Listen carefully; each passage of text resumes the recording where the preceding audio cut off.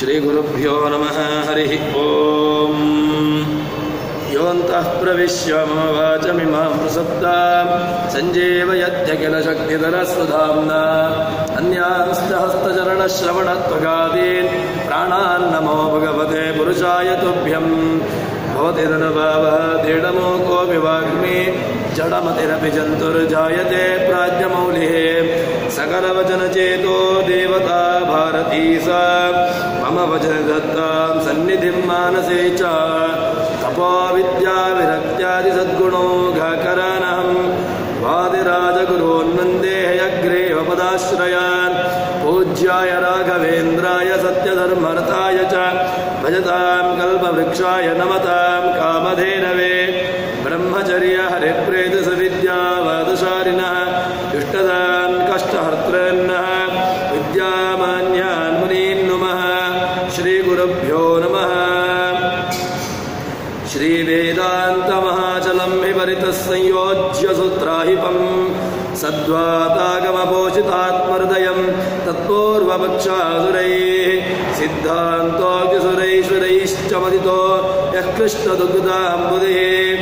ಸ್वीयानामೃತಂ ಪ್ರಯಚ್ಛತಿ ಸಮಾಂ ಆಯಾದ್ಗುಣೋದ್ಯನ್ಮಣಿಃ. ಶ್ರೀಗುರುಭ್ಯೋ ನಮಃ.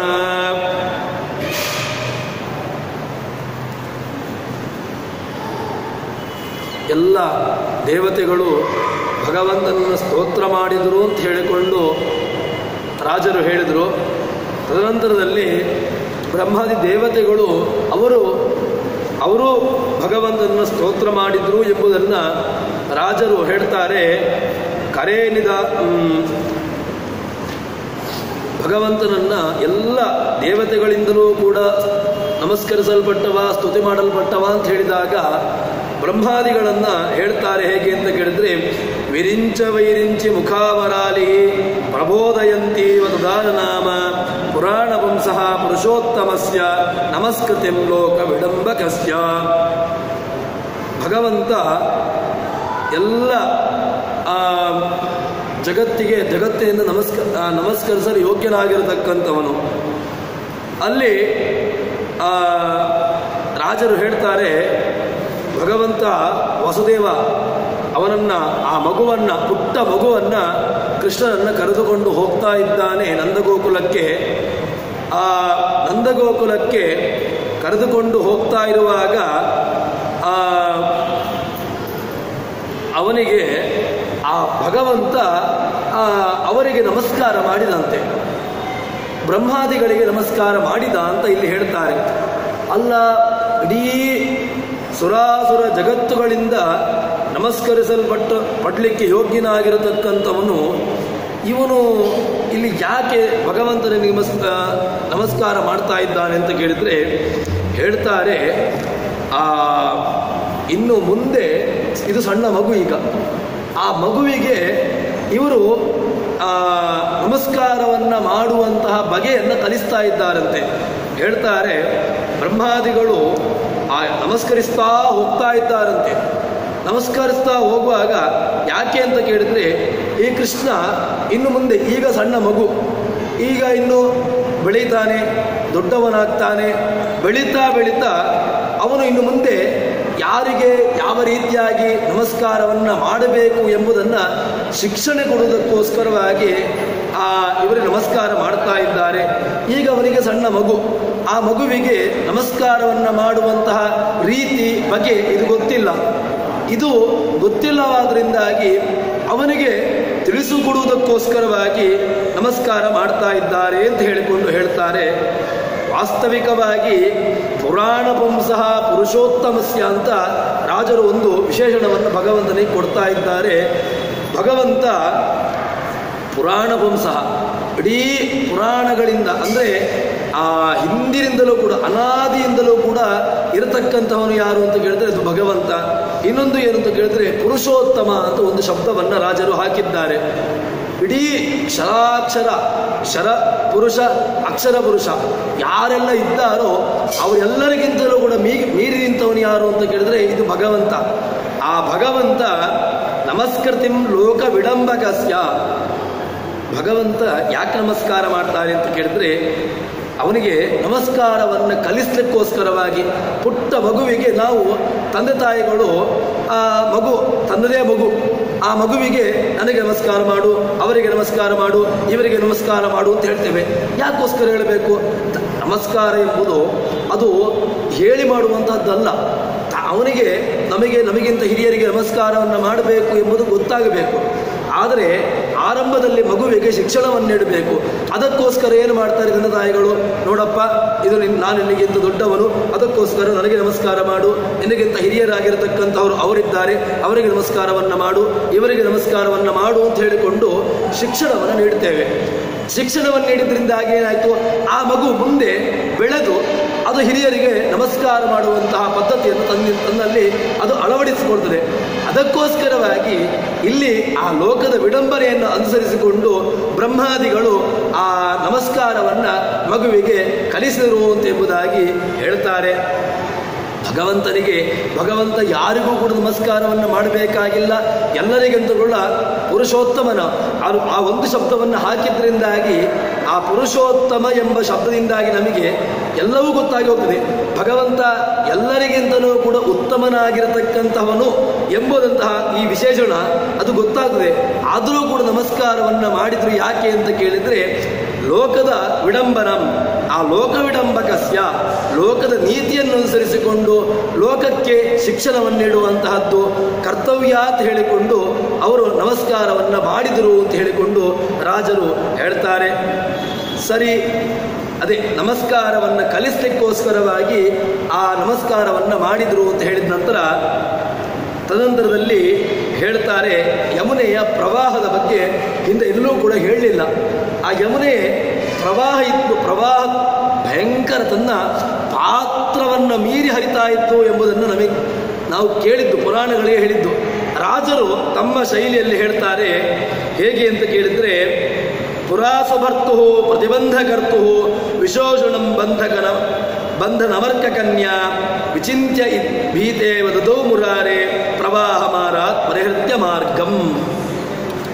ರಾಮಾವತಾರವನ್ನು ಸ್ವಲ್ಪ ಸ್ಮರಣೆ ಮಾಡ್ತಾರೆ. ಹೇಗೆ ಅಂತ ಕೇಳಿದರೆ, ಆ ಯಮುನೆಯಲ್ಲಿ ಪ್ರವಾಹ ಇತ್ತು ಅಂತ ಹೇಳಿದರು. ಯಮುನೆ ತನ್ನ ಆ ಪಾತ್ರವನ್ನು ಮೀರಿ ಹರಿತಾ ಇತ್ತು. ಎಷ್ಟು ತನ್ನ ಪಾತ್ರ ಇತ್ತೋ ಆ ಪಾತ್ರವನ್ನು ಕೂಡ ಮೀರಿ ಈ ಯಮುನೆ ಹರಿತಾ ಇದ್ದಂತೆ. ಆದರೂ ಕೂಡ ಇವಳು ದಾರಿ ಬಿಟ್ಲು ಅಂತ ಹೇಳಿದರು. ಆ ಎಲ್ಲ ಭಗವಂತ ಆ ವಾಸುದೇವ ತನ್ನ ಮಗುವನ್ನು ಕೈಯಲ್ಲಿ ಹಿಡಿದುಕೊಂಡು ಹೊರಟಾಗ ಆ ಯಮುನೆ ತನ್ನ ಪ್ರವಾಹವನ್ನೆಲ್ಲವನ್ನೂ ಕೂಡ ಶಾಂತಗೊಳಿಸಿ ಆ ಭಗವಂತ ಹೋಗಲಿಕ್ಕೆ ಯಾವ ರೀತಿಯಾಗಿ ಮಾರ್ಗವನ್ನು ಮಾಡಬೇಕು ಆ ರೀತಿಯಾಗಿ ದಾರಿಯನ್ನು ಬಿಟ್ಟುಕೊಟ್ಲು ಅಂತ ಹೇಳಿದರು. ಯಾಕೆ ಬಿಟ್ಟುಕೊಟ್ಲು ಅಂತ ಹೇಳಿದರೆ, ಅದನ್ನು ಹೇಳ್ತಾರೆ. ಬಿಟ್ಟುಕೊಟ್ಟಾಗ ಭಗವಂತ ಚೆನ್ನಾಗಿ, ವಸುದೇವ ಚೆನ್ನಾಗಿ ದಾರಿಯಲ್ಲಿ ಹೋದಂತೆ. ಯಾಕೆ ಅಂತ ಕೇಳಿದರೆ, ಆ ವರುಣ ತನ್ನ ಆ ಯಮುನೆಯ ಪತಿಯಾಗಿರತಕ್ಕಂತಹವನು ವರುಣ, ಅಂದರೆ ಆ ಸಮುದ್ರದ ಸರಿತ್ಗಳಿಗೆ ಪತಿಯಾಗಿರತಕ್ಕಂತಹವನು ವರುಣ. ಆ ವರುಣ ಹಿಂದೆ ಏನಾಗಿತ್ತು ಅಂತ ಕೇಳಿದರೆ, ರಾಮ ಲಂಕೆಗೆ ಹೋಗಬೇಕಿತ್ತು. ಲಂಕೆಗೆ ಹೋಗುವಂತಹ ಸಂದರ್ಭದಲ್ಲಿ ಆರಂಭದಲ್ಲಿ ರಾಮದೇವರು ತನ್ನ ಲೋಕದ ಅನುಸರಿಸಿಕೊಂಡು ಅವರು ಸಮುದ್ರದ ಬಳಿಗೆ ಬರ್ತಾರೆ. ಸಮುದ್ರರಾಜನಿಗೆ ಬಳಿಗೆ ಬಂದು ಪ್ರಾರ್ಥನೆಯನ್ನು ಮಾಡ್ತಾರಂತೆ. ಪ್ರಾರ್ಥನೆಯನ್ನು ಮಾಡಿದಾಗ ಅವನು ಸಮುದ್ರ ರಾಜ ಆರಂಭದಲ್ಲಿ ಅವನು ತನ್ನ ಅಹಂಕಾರವನ್ನು ಪ್ರದರ್ಶನ ಮಾಡಿದ್ದ. ಆ ಅಹಂಕಾರ ಪ್ರದರ್ಶನೆಯನ್ನು ಮಾಡಿ ತದನಂತರದಲ್ಲಿ ಅವನ ಅಹಂಕಾರವನ್ನು ಆ ಭಗವಂತ ಒಂದು ರೀತಿಯಾಗಿ ಮುರಿದದ್ರಿಂದಾಗಿ ತದನಂತರದಲ್ಲಿ ಅವನು ತನ್ನ ಸಮುದ್ರದಲ್ಲಿ ಲಂಕೆಗೆ ಹೋಗಲಿಕ್ಕೆ ಬೇಕಾಗಿರತಕ್ಕಂತಹ ವ್ಯವಸ್ಥೆಯನ್ನು ಅವನು ಮಾಡಲಿಕ್ಕೆ ಅನುವು ಮಾಡಿಕೊಟ್ಟ ಅಂತ ನಾವು ರಾಮಾಯಣದಲ್ಲಿ ನೋಡಿದ್ದೆವು. ಈಗ ಅದನ್ನೇ ಸ್ವಲ್ಪ ಇಲ್ಲಿ ಹೇಳ್ತಾ ಇದ್ದಾರೆ ರಾಜರು. ಏನಾಯಿತು ಅಂತ ಕೇಳಿದರೆ, ಅವನು ಅಹಂಕಾರವನ್ನು ಪ್ರದರ್ಶನ ಮಾಡಿದ್ದ ಹಿಂದೆ.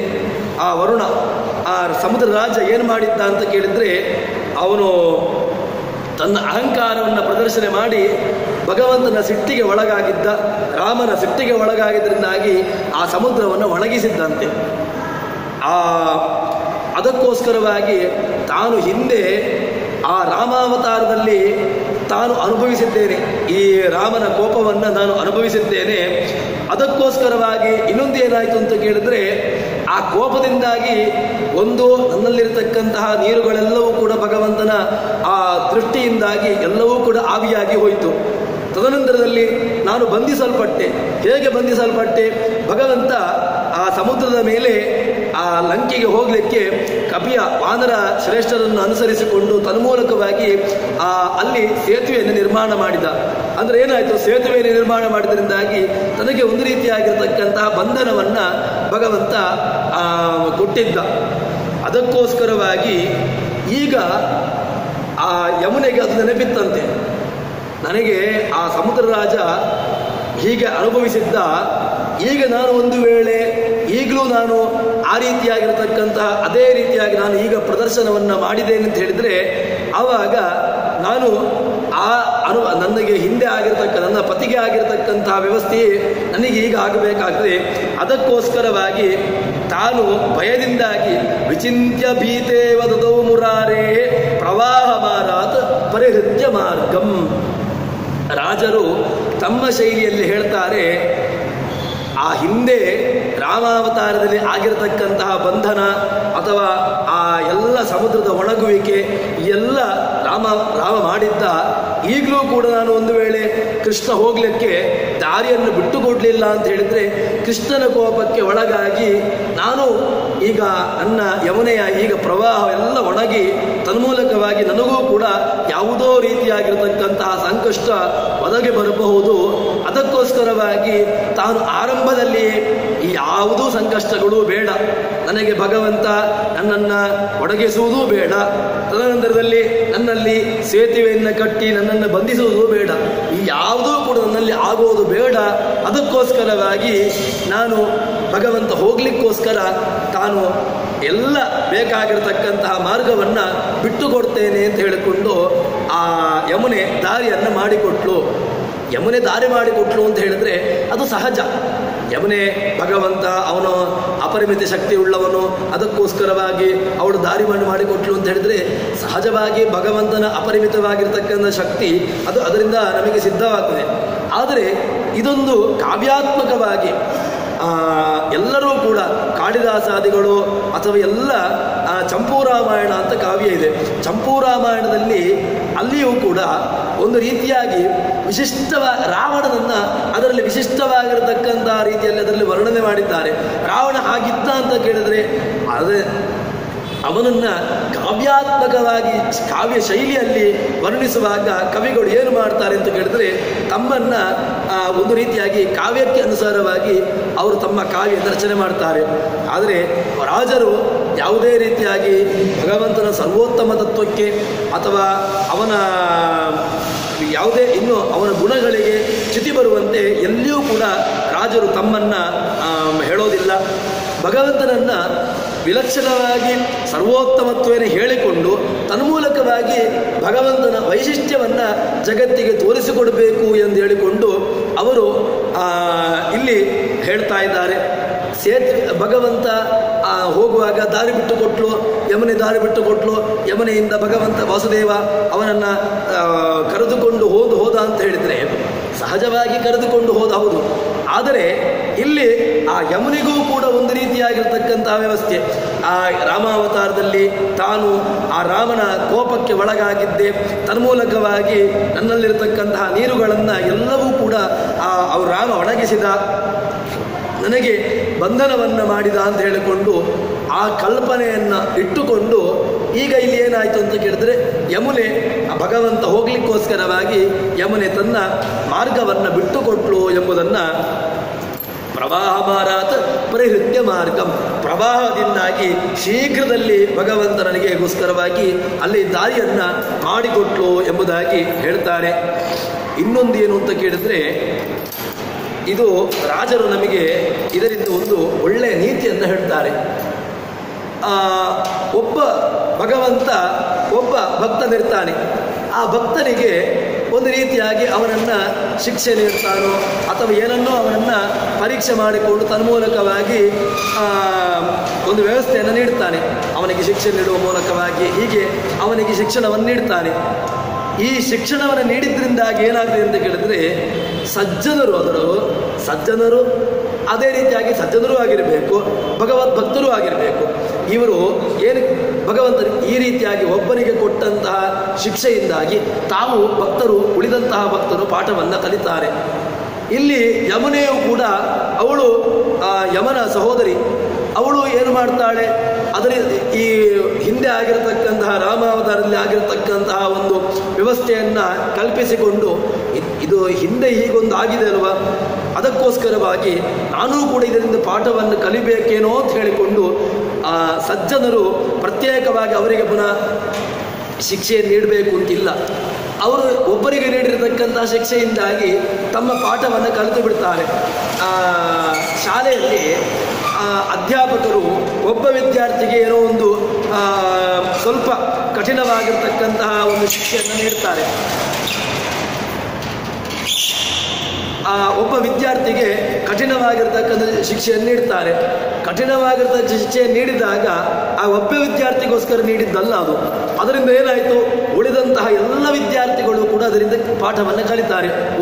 ಈ ರೀತಿಯಾಗಿ ನಾವು ಏನೋ ಒಂದು ನಮ್ಮ ಮನೆ ಕೆಲಸವನ್ನು ಮಾಡಿಕೊಂಡು ಬರಲಿಲ್ಲ ಅಂತ ಹೇಳಿದರೆ ನಮಗೂ ಕೂಡ ಮರುದಿವಸ ನಾವು ಕೂಡ ಶಿಕ್ಷೆಗೆ ಬಾಧ್ಯರಾಗಬೇಕಾಗ್ತದೆ ಅಂತ ಹೇಳಿಕೊಂಡು ಅವರು ಅದರಿಂದ ಪಾಠವನ್ನು ಕಲಿತಾರೆ.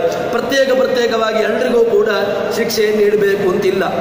ಇದನ್ನು ರಾಜರು ನಮಗೆ ತೋರಿಸಿಕೊಡ್ತಾ ಇದ್ದಾರೆ. ಒಬ್ಬನಿಗೆ ನೀಡಿದಂತಹ ಶಿಕ್ಷೆಯಿಂದಾಗಿ ಇಡೀ ಜಗತ್ತು ಅದು ರಾಮ ಸಮುದ್ರ ರಾಜನಿಗೆ ಕೊಟ್ಟಂತಹ ಶಿಕ್ಷೆಯಿಂದಾಗಿ ಇಡೀ ಜಗತ್ತು ತನ್ಮೂಲಕವಾಗಿ ಪಾಠವನ್ನು ಕಲಿಯಿತು ಅಂತ ಎಂಬ ಚಿಂತನೆಯನ್ನು ನಮಗೆ ಹೇಳ್ತಾರೆ. ಸರಿ, ಇದರಿಂದ ಇನ್ನೊಂದು ಚಿಂತನೆಯನ್ನು ನಮಗೆ ರಾಜರು ಇಡ್ತಾ ಇದ್ದಾರೆ. ಹೇಗೆ ಅಂತ ಕೇಳಿದರೆ, ಭವಪ್ರವಾಹೋಪಿ ತವೈವಮೇವ ಇತಿ ಉದೈರಯಂತೀವ ಯಮಸ್ಸುಸಾಸ ಕರಸ್ಥ ಕೃಷ್ಣಾಯ ದಿದೇಶ ದೂರೇ ಪ್ರವಾಹಮಾದಾಯ ಪದಾರ್ಹ ಪದ್ಯ. ಇದರಿಂದ ಇನ್ನೊಂದು ಹಿಂದೆ ಒಂದು ವ್ಯವಸ್ಥೆಯನ್ನು ಹೇಳಿದ್ರು, ಕರಸ್ಥ ದೇವಸ್ಯ ಕುತೋಂತರಾಯ ಅಂತ. ವಸುದೇವನ ಕೈಯಲ್ಲಿ ಭಗವಂತನಿದ್ದಾನೆ, ಆಗ ಯಾವ ರೀತಿಯಾಗಿರ್ತಕ್ಕಂಥ ಅಂತರಾಯ ವಿಘ್ನಗಳು ಯಾವುದೇ ವಿಘ್ನಗಳಿಲ್ಲ ಅಂತ ನಿನ್ನೆ ಒಂದು ಮಾತನ್ನು ನೋಡಿದ್ವಿ. ಈಗ ಇನ್ನೊಂದು ದೃಷ್ಟಾಂತವನ್ನು ನಮಗೆ ರಾಜರು ತೋರಿಸ್ತಾ ಇದ್ದಾರೆ. ಹೇಗೆ ಅಂತ ಕೇಳಿದರೆ, ವಸುದೇವ ಒಬ್ಬ ನಿಮಿತ್ತ ಏನು ಮಾಡ್ತಾ ಇದ್ದಾನೆ, ಭವಪ್ರವಾಹೋಪಿ. ನಾವು ಈಗ ನಮ್ಮದು ಏನು ಒದ್ದಾಟ, ನಾವು ಯಾವ ಕಾರಣದಿಂದಾಗಿ ಒದ್ದಾಟ ಇದೇ ನಮಗೆ ಗೊತ್ತಿಲ್ಲ. ನಾವು ಒದ್ದಾಟ ಎಲ್ಲಿಂದ ಬಂತು, ಒದ್ದಾಟಕ್ಕೆ ಕಾರಣ ಏನು ಅಂತ ಕೇಳಿದರೆ ಮುಖ್ಯವಾಗಿ ಈ ಸಂಸಾರದಲ್ಲಿ ಇರುವುದರಿಂದಾಗಿ ನಮಗೆ ಒದ್ದಾಟ. ಸಂಸಾರದಿಂದಾಗಿ ಮುಕ್ತನಾದ ಅಂತ ಹೇಳಿದರೆ, ಭಗವಂತನನ್ನು ಅವನು ನೋಡಿದ ಅಂತ ಹೇಳಿದರೆ ಅವನಿಗೆ ಯಾವುದೇ ರೀತಿಯಾಗಿರತಕ್ಕಂತಹ ಒದ್ದಾಟ ಇಲ್ಲ. ಅದು ಒಂದು ಜನ್ಮದಿಂದ ಸಾಧ್ಯವಾಗಿರತಕ್ಕಂಥದ್ದಲ್ಲ. ಭಗವಂತನನ್ನು ನಾನು ಈ ಜನ್ಮದಲ್ಲಿ ತುಂಬ ಪ್ರವಚನ ಕೇಳಿದೆ, ತುಂಬ ಪ್ರವಚನವನ್ನು ಮಾಡಿದ್ದೇನೆ, ತನ್ಮೂಲಕ ನನಗೆ ಭಗವಂತ ಮುಂದಿನ ಜನ್ಮ ನನಗೆ ಏನೂ ಕೊಡುವುದಿಲ್ಲ, ನನಗೆ ಮುಂದಿನ ಜನ್ಮ ಹೇಳಿದರೆ ನೇರವಾಗಿ ಮೋಕ್ಷವೇ ಅಂತ ಹೇಳಿದರೆ ಸಾಧ್ಯವೇ ಇಲ್ಲ. ಯಾರು ಪ್ರವಚನವನ್ನು ಮಾಡಿದ ತಕ್ಷಣ ಅಥವಾ ಪ್ರವಚನವನ್ನು ಕೇಳಿದ ತಕ್ಷಣ ನಮಗೆ ಭಗವಂತ ಮುಂದಿನ ಜನ್ಮ ಯಾವುದೂ ಕೊಡುವುದಿಲ್ಲ, ನೇರವಾಗಿ ನಮ್ಮನ್ನು ಭಗವಂತ ತನ್ನಲ್ಲಿಗೆ ಸೇರಿಸಿಕೊಳ್ತಾನೆ, ಮೋಕ್ಷಕ್ಕೆ ಹಾಕಿಕೊಳ್ತಾನೆ, ಏನೂ ಅದು ನಿಶ್ಚಿತ ಇಲ್ಲ. ಮತ್ತು ಯಾರನ್ನ ಭಗವಂತ ನಮ್ಮವ ಅಂತ ವರ್ಣನೆ ಮಾಡ್ತಾನೆ ಅಂತ ಕೇಳಿದರೆ, ಯಮೈವೇಷ ವೃಣುತೆ ತೇನ ಲಭ್ಯ ವೃಣುತೆ ತನು ಸ್ವ ಯಮೈವೇಷ ವೃಣುತೆ. ಭಗವಂತ ಉಪನಿಷತ್ತಿನಲ್ಲಿ ಮುಖ್ಯವಾಗಿ ನಮಗೆ ಹೇಳಿರತಕ್ಕಂತಹ ಯಮೈವೇಷ ವೃಣುತೆ, ಯಾರನ್ನು ನನ್ನವಾದ ನಾನು ಸ್ವೀಕಾರ ಮಾಡಿದ್ದೇನೋ ಅವನಿಗೆ ಮೋಕ್ಷ ನಿಶ್ಚಿತ, ಹೊರತು ಯಾರನ್ನು ನನ್ನವಾದ ಸ್ವೀಕಾರ ಮಾಡಿಲ್ಲ ಅವನಿಗೆ ಮೋಕ್ಷ ಅದು ಆಗೋದೇ ಇಲ್ಲ. ಅದನ್ನು ರಾಜರು ಹೇಳ್ತಾರೆ, ಭವಪ್ರವಾಹೋಪಿ. ಭವಪ್ರವಾಹ ಇದು ಕೂಡ ಪ್ರವಾಹ ಅಲ್ವಾ? ಪ್ರವಾಹ ಅಂತ ಸಂಸಾರ ನಿಶ್ಚಿತ. ಈ ಒಂದು ಈಗ ನಾವು ಸಂಸಾರದಲ್ಲಿದ್ದೇವೆ, ಮುಂದೆ ಬಿಡುಗಡೆ ಆಯಿತು ಅಂತ ಹೇಳಿದರೆ ಮೋಕ್ಷಕ್ಕೆ ಹೋಗ್ಬೋದು, ಇಲ್ಲದಿದ್ದರೆ ನಮಗೆ ಏನಾಗ್ತೇವೆ ನಮಗೇ ಗೊತ್ತಿಲ್ಲ. ಅನಂತ ಜನ್ಮರಾಶಿಗಳಿದೆ, ಅನಂತ ಜೀವರಾಶಿಗಳಿದೆ, ಅನಂತ ಜನ್ಮಗಳಲ್ಲಿ ಯಾವುದಾಗಿ ಏನಾಗಿ ಬರ್ತೇವೆ ಎಂಬುದಾಗಿ ನಮಗೆ ಗೊತ್ತಿಲ್ಲ. ಸಂಸಾರ ಎಂಬುದು ಅನಾದಿನಿತ್ಯ, ಸಂಸಾರ ನಿಶ್ಚಿತ. ಆದರೆ ಅದು ಹೇಗೆ ಅಂತ ಕೇಳಿದರೆ, ಪ್ರವಾಹ, ಗಂಗೆಯಲ್ಲಿರತಕ್ಕಂತಹ ಪ್ರವಾಹ ಅದು ನಾವು ಬದರಿಗೆ ಹೋಗ್ತೇವೆ ಅಥವಾ ಹರಿದ್ವಾರಕ್ಕೆ ಹೋಗ್ತೇವೆ. ಹರಿದ್ವಾರಕ್ಕೆ ಹೋಗಿ ನಾವು ಗಂಗೆಯಲ್ಲಿ ಸ್ನಾನವನ್ನು ಮಾಡ್ತೇವೆ. ಗಂಗೆಯನ್ನು ಹಿಂದಿನ ವರ್ಷ ಹೋಗಿ ಗಂಗಾ ಪ್ರವಾಹದಲ್ಲಿ ನಾವು ಸ್ನಾನವನ್ನು ಮಾಡಿದ್ದೆವು. ಮರು ವರ್ಷ ಹೋದಾಗಲೂ ಕೂಡ ಅದೇ ನೀರಿನಲ್ಲಿ ಅದೇ ಗಂಗೆಯಲ್ಲಿ ನಾವು ಸ್ನಾನ ಮಾಡಿದ್ದೇವೆ ಅಂತ ಹೇಳ್ತೇವೆ. ಅದೇ ನೀರಾಗ್ಲಿಕ್ಕೆ ಸಾಧ್ಯ ಇದೆ? ಅದೇ ನೀರಾಗ್ಲಿಕ್ಕೆ ಸಾಧ್ಯವೇ ಇಲ್ಲ. ಪ್ರವಾಹ, ಗಂಗೆ ಅವಳು ಪ್ರವಾಹದಿಂದಾಗಿ ಹರಿತನೇ ಇರ್ತಾಳೆ. ಹಿಂದಿನ ವರ್ಷ ಹೋದಾಗ ಇರತಕ್ಕಂತಹ ನೀರು ನಾವು ಮರು ವರ್ಷ ಹೋದಾಗ ಇರತಕ್ಕಂಥ ನೀರು ಒಂದೇ ಅಲ್ಲ. ಅದು ಪ್ರವಾಹದ ಅನಾದಿ ಅಂತ ಹೇಳ್ಬೋದು ಅಷ್ಟೇ. ಹೇಗೆ ಗಂಗಾ ಪ್ರವಾಹ ಅನಾದಿಯೋ ಅದೇ ರೀತಿಯಾಗಿ ಸಂಸಾರ ಪ್ರವಾಹವು ಕೂಡ ಅನಾದಿ. ಇದು ಯಾರ್ಯಾರೋ ಯಾವ್ಯಾವ ಜೀವರಾಶಿಗಳಾಗಿಯೋ ಹೇಗೂ ಬರ್ಬೋದು. ಅದರಿಂದಾಗಿ ಸಂಸಾರ ಎಂಬುದು ಪ್ರವಾಹ. ರಾಜರು ಅದನ್ನೇ ಹೇಳ್ತಾರೆ, ಭವ ಪ್ರವಾಹೋಪಿ. ಭವ ಎಂಬುದನ್ನು ಪ್ರವಾಹಕ್ಕೆ ಹೋಲಿಸಿದ್ದಾರೆ. ಸಂಸಾರ ಎಂಬುದನ್ನು ಪ್ರವಾಹತ ನಿತ್ಯವಾಗಿರತಕ್ಕಂತಹದ್ದು. ಆ ಸಂಸಾರ ಎಂಬಂತಹ ಪ್ರವಾಹವು ಕೂಡ ನಮಗೆ ದಾಟಲಿಕ್ಕೆ ಯೋಗ್ಯವಾಗ್ತದೆ. ವಸುದೇವ ಒಬ್ಬ ನಿಮಿತ್ತ. ಭಗವಂತ ಹೇಳ್ತಾ ಇದ್ದಾನೆ ವಸುದೇವನಿಗೆ, ನೀನು ಒಬ್ಬ ನಿಮಿತ್ತ ಕಾರಣ. ಯಾವಾಗ ನಿನಗೆ ಈ ಭವ ಪ್ರವಾಹವನ್ನು ದಾಟಲಿಕ್ಕೆ ನಿನಗೆ ಸುಲಭ ಆಗುತ್ತದೆ ಅಂತ ಕೇಳಿದರೆ, ಯದಿ ಕರಸ್ಥ ಕೃಷ್ಣಾಯ, ಭಗವಂತ ನಮ್ಮ ಕೈಯಲ್ಲಿರಬೇಕು. ಭಗವಂತ ನಮ್ಮ ಕೈಯಲ್ಲಿರಬೇಕು ಅಂತ ಹೇಳಿದ್ರೆ, ಕೈಯರಲ್ಲಿ ದೇವರ ಮೂರ್ತಿಯನ್ನು ಹಿಡ್ಕೊಂಡ ತಕ್ಷಣ ರಾಮದೇವರ ಮೂರ್ತಿಯನ್ನು ಅಥವಾ ಕೃಷ್ಣದೇವರ ಮೂರ್ತಿಯನ್ನು ಅಥವಾ ಸಾಲಿಗ್ರಾಮಗಳನ್ನು ಹಿಡ್ಕೊಂಡ ತಕ್ಷಣ ನಮಗೆ ಭಗವಂತ ನಮ್ಮನ್ನು ಸೇರಿಸಿಕೊಳ್ತಾನೆ ಅಂತ ಕೇಳಿದ್ರೆ ಸಾಧ್ಯವೇ ಇಲ್ಲ. ಭಗವಂತ ನಮ್ಮ ಕೈಯಲ್ಲಿರುವುದು ಅಂತ ಹೇಳಿದ್ರೆ ಭಗವಂತನನ್ನು ಅಚಲವಾಗಿ ನಂಬುವುದು. ಇದು ಮುಖ್ಯವಾಗಿ ರಾಜರು ನಮಗೆ ಹೇಳಿಕೊಟ್ಟಂತಹದ್ದು. ಇದನ್ನ ವಸುದೇವನ ಮೂಲಕವಾಗಿ ಜಗತ್ತಿಗೆ ಹೇಳ್ತಾ ಇದ್ದಾರೆ. ಹೇಗೆ ಅಂತ ಕೇಳಿದ್ರೆ, ಪ್ರವಾಹವೂ ಕೂಡ ನಿನಗೆ ದಾಟಲಿಕ್ಕೆ ಯೋಗ್ಯ ಅಂತ ಅನಿಸಿಕೊಡ್ತದೆ. ಯಾವಾಗ ನಮ್ಮ ಕೈಯಲ್ಲಿ ಯಾವಾಗ ದೇವರಿದ್ದಾನೆ ಆವಾಗ ಪ್ರವಾಹ ದಾಟಲಿಕ್ಕೆ ಬರ್ತದೆ. ವಸುದೇವ, ನಿನ್ನ ಕೈಯಲ್ಲಿ ನಾನಿದ್ದೇನೆ. ಈಗ ನಿನ್ನ ಕೈಯಲ್ಲಿ ನಾನಿರುವುದರಿಂದಾಗಿ ನಿನಗೆ ಈ ಪ್ರವಾಹ ಏನನ್ನೂ ಮಾಡೋದಿಲ್ಲ. ನಿನಗೆ ಈ ಪ್ರವಾಹವು ಎಕ್ಕಶ್ಚಿತ್, ಇದು ಒಂದು ಸಣ್ಣ ಒಂದು ತೊರೆಯನ್ನು ದಾಟಿದ ಹಾಗೆ. ಅಂದರೆ ನಾವು ಒಂದು ಸಣ್ಣ ನೀರಿನ ವ್ಯವಸ್ಥೆ, ಒಂದೇನೋ ನೀರಿನ ಹರಿವು ಉಂಟು ಒಂದು ಇಟ್ಟುಕೊಳ್ಳುವ. ದೊಡ್ಡ ನೀರಿನ ಪ್ರವಾಹ ಬೇಡ, ಸಣ್ಣ ನೀರಿನ ಪ್ರವಾಹ. ಸಣ್ಣ ನೀರಿನ ಪ್ರವಾಹವನ್ನು ದಾಟಲಿಕ್ಕೆ ನಾವು ಏನು ಅದಕ್ಕೆ ತುಂಬ ಕಷ್ಟವನ್ನು ಪಡುವುದಿಲ್ಲ. ಏನೋ ಒಂದು ಕಾಲನ್ನು ಈ ಕಡೆಯಿಂದ ಆ ಕಡೆ ಇಟ್ಟಾಗ ಆ ಪ್ರವಾಹವನ್ನು ದಾಟಿ ಬಿಡ್ತೇವೆ. ಅದೇ ರೀತಿಯಾಗಿ ಭವಪ್ರವಾಹವನ್ನು ದಾಟಬೇಕು ಅಂತ ಹೇಳಿದ್ರೆ ಕೈಯಲ್ಲಿ ದೇವರಿರಬೇಕು. ಏನು ಕೈಯಲ್ಲಿ ದೇವರಿರಬೇಕು ಅಂತ ಹೇಳಿದ್ರೆ, ಕೈಯಲ್ಲಿ ಭಗವಂತನ ಮೂರ್ತಿಯನ್ನು ಇಟ್ಕೊಂಡ ತಕ್ಷಣ, ಕರವನ್ನು ಅಥವಾ ಭಗವಂತನ ಸಾಲಿಗ್ರಾಮದ ಪೆಟ್ಟಿಗೆಯನ್ನು ಇಟ್ಕೊಂಡ ತಕ್ಷಣ ನಾವು ಭಗವಂತನನ್ನು ಸೇರಿಕೊಳ್ತೇವೆ? ಸಾಧ್ಯವೇ ಇಲ್ಲ. ಮತ್ತೇನು ಅಂತ ಕೇಳಿದ್ರೆ, ಕರಸ್ಥ ಕೃಷ್ಣಾಯ, ಕರದಲ್ಲಿ ಕೈ ದೇವರಿರಬೇಕು. ಕರದಲ್ಲಿ ದೇವರಿರಬೇಕು ಅಂತ ಹೇಳಿದ್ರೆ ಅಚಲವಾಗಿರತಕ್ಕಂತಹ ನಂಬಿಕೆ ಇರಬೇಕು. ಅಚಲವಾಗಿರತಕ್ಕಂತಹ ನಂಬಿಕೆ ಇದ್ದಾಗ ಇಲ್ಲಿ ವಸುದೇವನಿಗೆ ನಿಶ್ಚಯವಾಗಿ ನಂಬಿಕೆ ಇತ್ತು, ನನ್ನ ಕೈಯಲ್ಲಿ ಭಗವಂತನಿದ್ದಾನೆ, ಈ ಯಮುನೆಯು ಕೂಡ ನನ್ನನ್ನು ಏನೂ ಮಾಡುವುದಿಲ್ಲ, ಭಗವಂತನನ್ನು ದಾಟಿಸ್ತಾನೆ ಅಂತ ಎಂಬುದಾಗಿ ಅವನಿಗೆ ನಂಬಿಕೆ ಇತ್ತು. ಆದ್ದರಿಂದ ಆ ಯಮುನೆ ಅವನನ್ನು ಏನೂ ಮಾಡಲಿಲ್ಲ, ಚೆನ್ನಾಗಿ ಆ ಯಮುನೆಯಲ್ಲಿ ದಾಟಿಕೊಂಡು ಹೋದ. ಸರಿ, ಇನ್ನೊಂದೇನು ಅಂತ ಕೇಳಿದರೆ, ಯಮುನೆ ತನ್ನ ಪ್ರವಾಹವನ್ನು ಕಮ್ಮಿ ಮಾಡಿದ್ಲು ಅಂತ ಹೇಳಿದರು. ಯಮುನೆ ಪ್ರವಾಹವನ್ನು ಕಮ್ಮಿ ಮಾಡಿದ್ಲು ಅಂತ ಹೇಳಿದಾಗ, ಯಾಕೆ ಕಮ್ಮಿ ಮಾಡಿದ್ಲು? ಭಗವಂತನಿದ್ದ, ಭಗವಂತನ ಆದೇಶವಿತ್ತು, ಎಲ್ಲವೂ ಕೂಡ ಇತ್ತು ಯಮುನೆಗೆ. ಆದ್ದರಿಂದಾಗಿ ಯಮುನೆ ತನ್ನ ಪ್ರವಾಹವನ್ನು ಕಮ್ಮಿ ಮಾಡಿದ್ಲು. ನಾವು ಕೂಡ ಭಗವಂತನನ್ನು ನಂಬಬೇಕು, ಭಗವಂತನನ್ನು ಕಾಣಬೇಕು ಅಂತ ಹೇಳಿದ್ರೆ ಭಗವಂತನನ್ನು ಕಾಣಬೇಕು ಎಂಬಂಥ ಇಚ್ಛೆ ಇರಬೇಕು. ಇಚ್ಛೆ ಇರಬೇಕು ಅಂತ ಹೇಳಿದ್ರೆ ಅದಕ್ಕೆ ಬೇಕಾಗಿರತಕ್ಕಂಥ ಅಧ್ಯಯನ ಬೇಕು.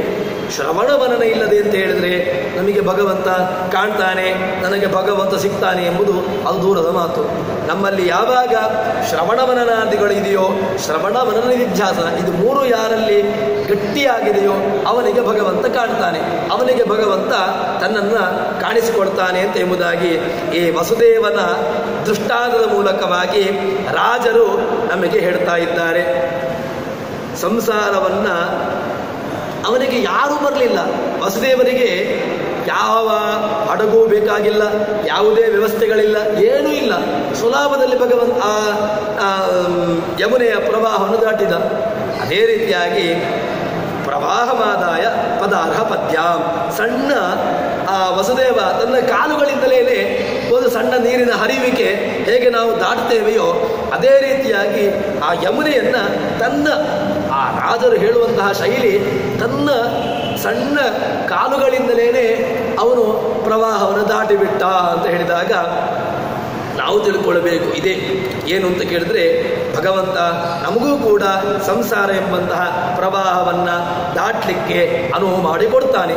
ಯಾವಾಗ ಅನುವು ಮಾಡಿಕೊಡ್ತಾನೆ ಅಂತ ಕೇಳಿದ್ರೆ ಅವನಲ್ಲಿ ನಿಶ್ಚಲವಾಗಿರತಕ್ಕಂತಹ ಭಕ್ತಿ ಯಾರಿಗಿದೆಯೋ, ಯಾರಲ್ಲಿ ಉತ್ಕಟವಾಗಿರತಕ್ಕಂಥ ಇಚ್ಛೆ ಇರಬೇಕು. ಭಕ್ತಿ ಇರ್ತದೆ, ಇನ್ನೊಂದು ಮುಖ್ಯವಾಗಿ ಇಚ್ಛೆ ಬೇಕು.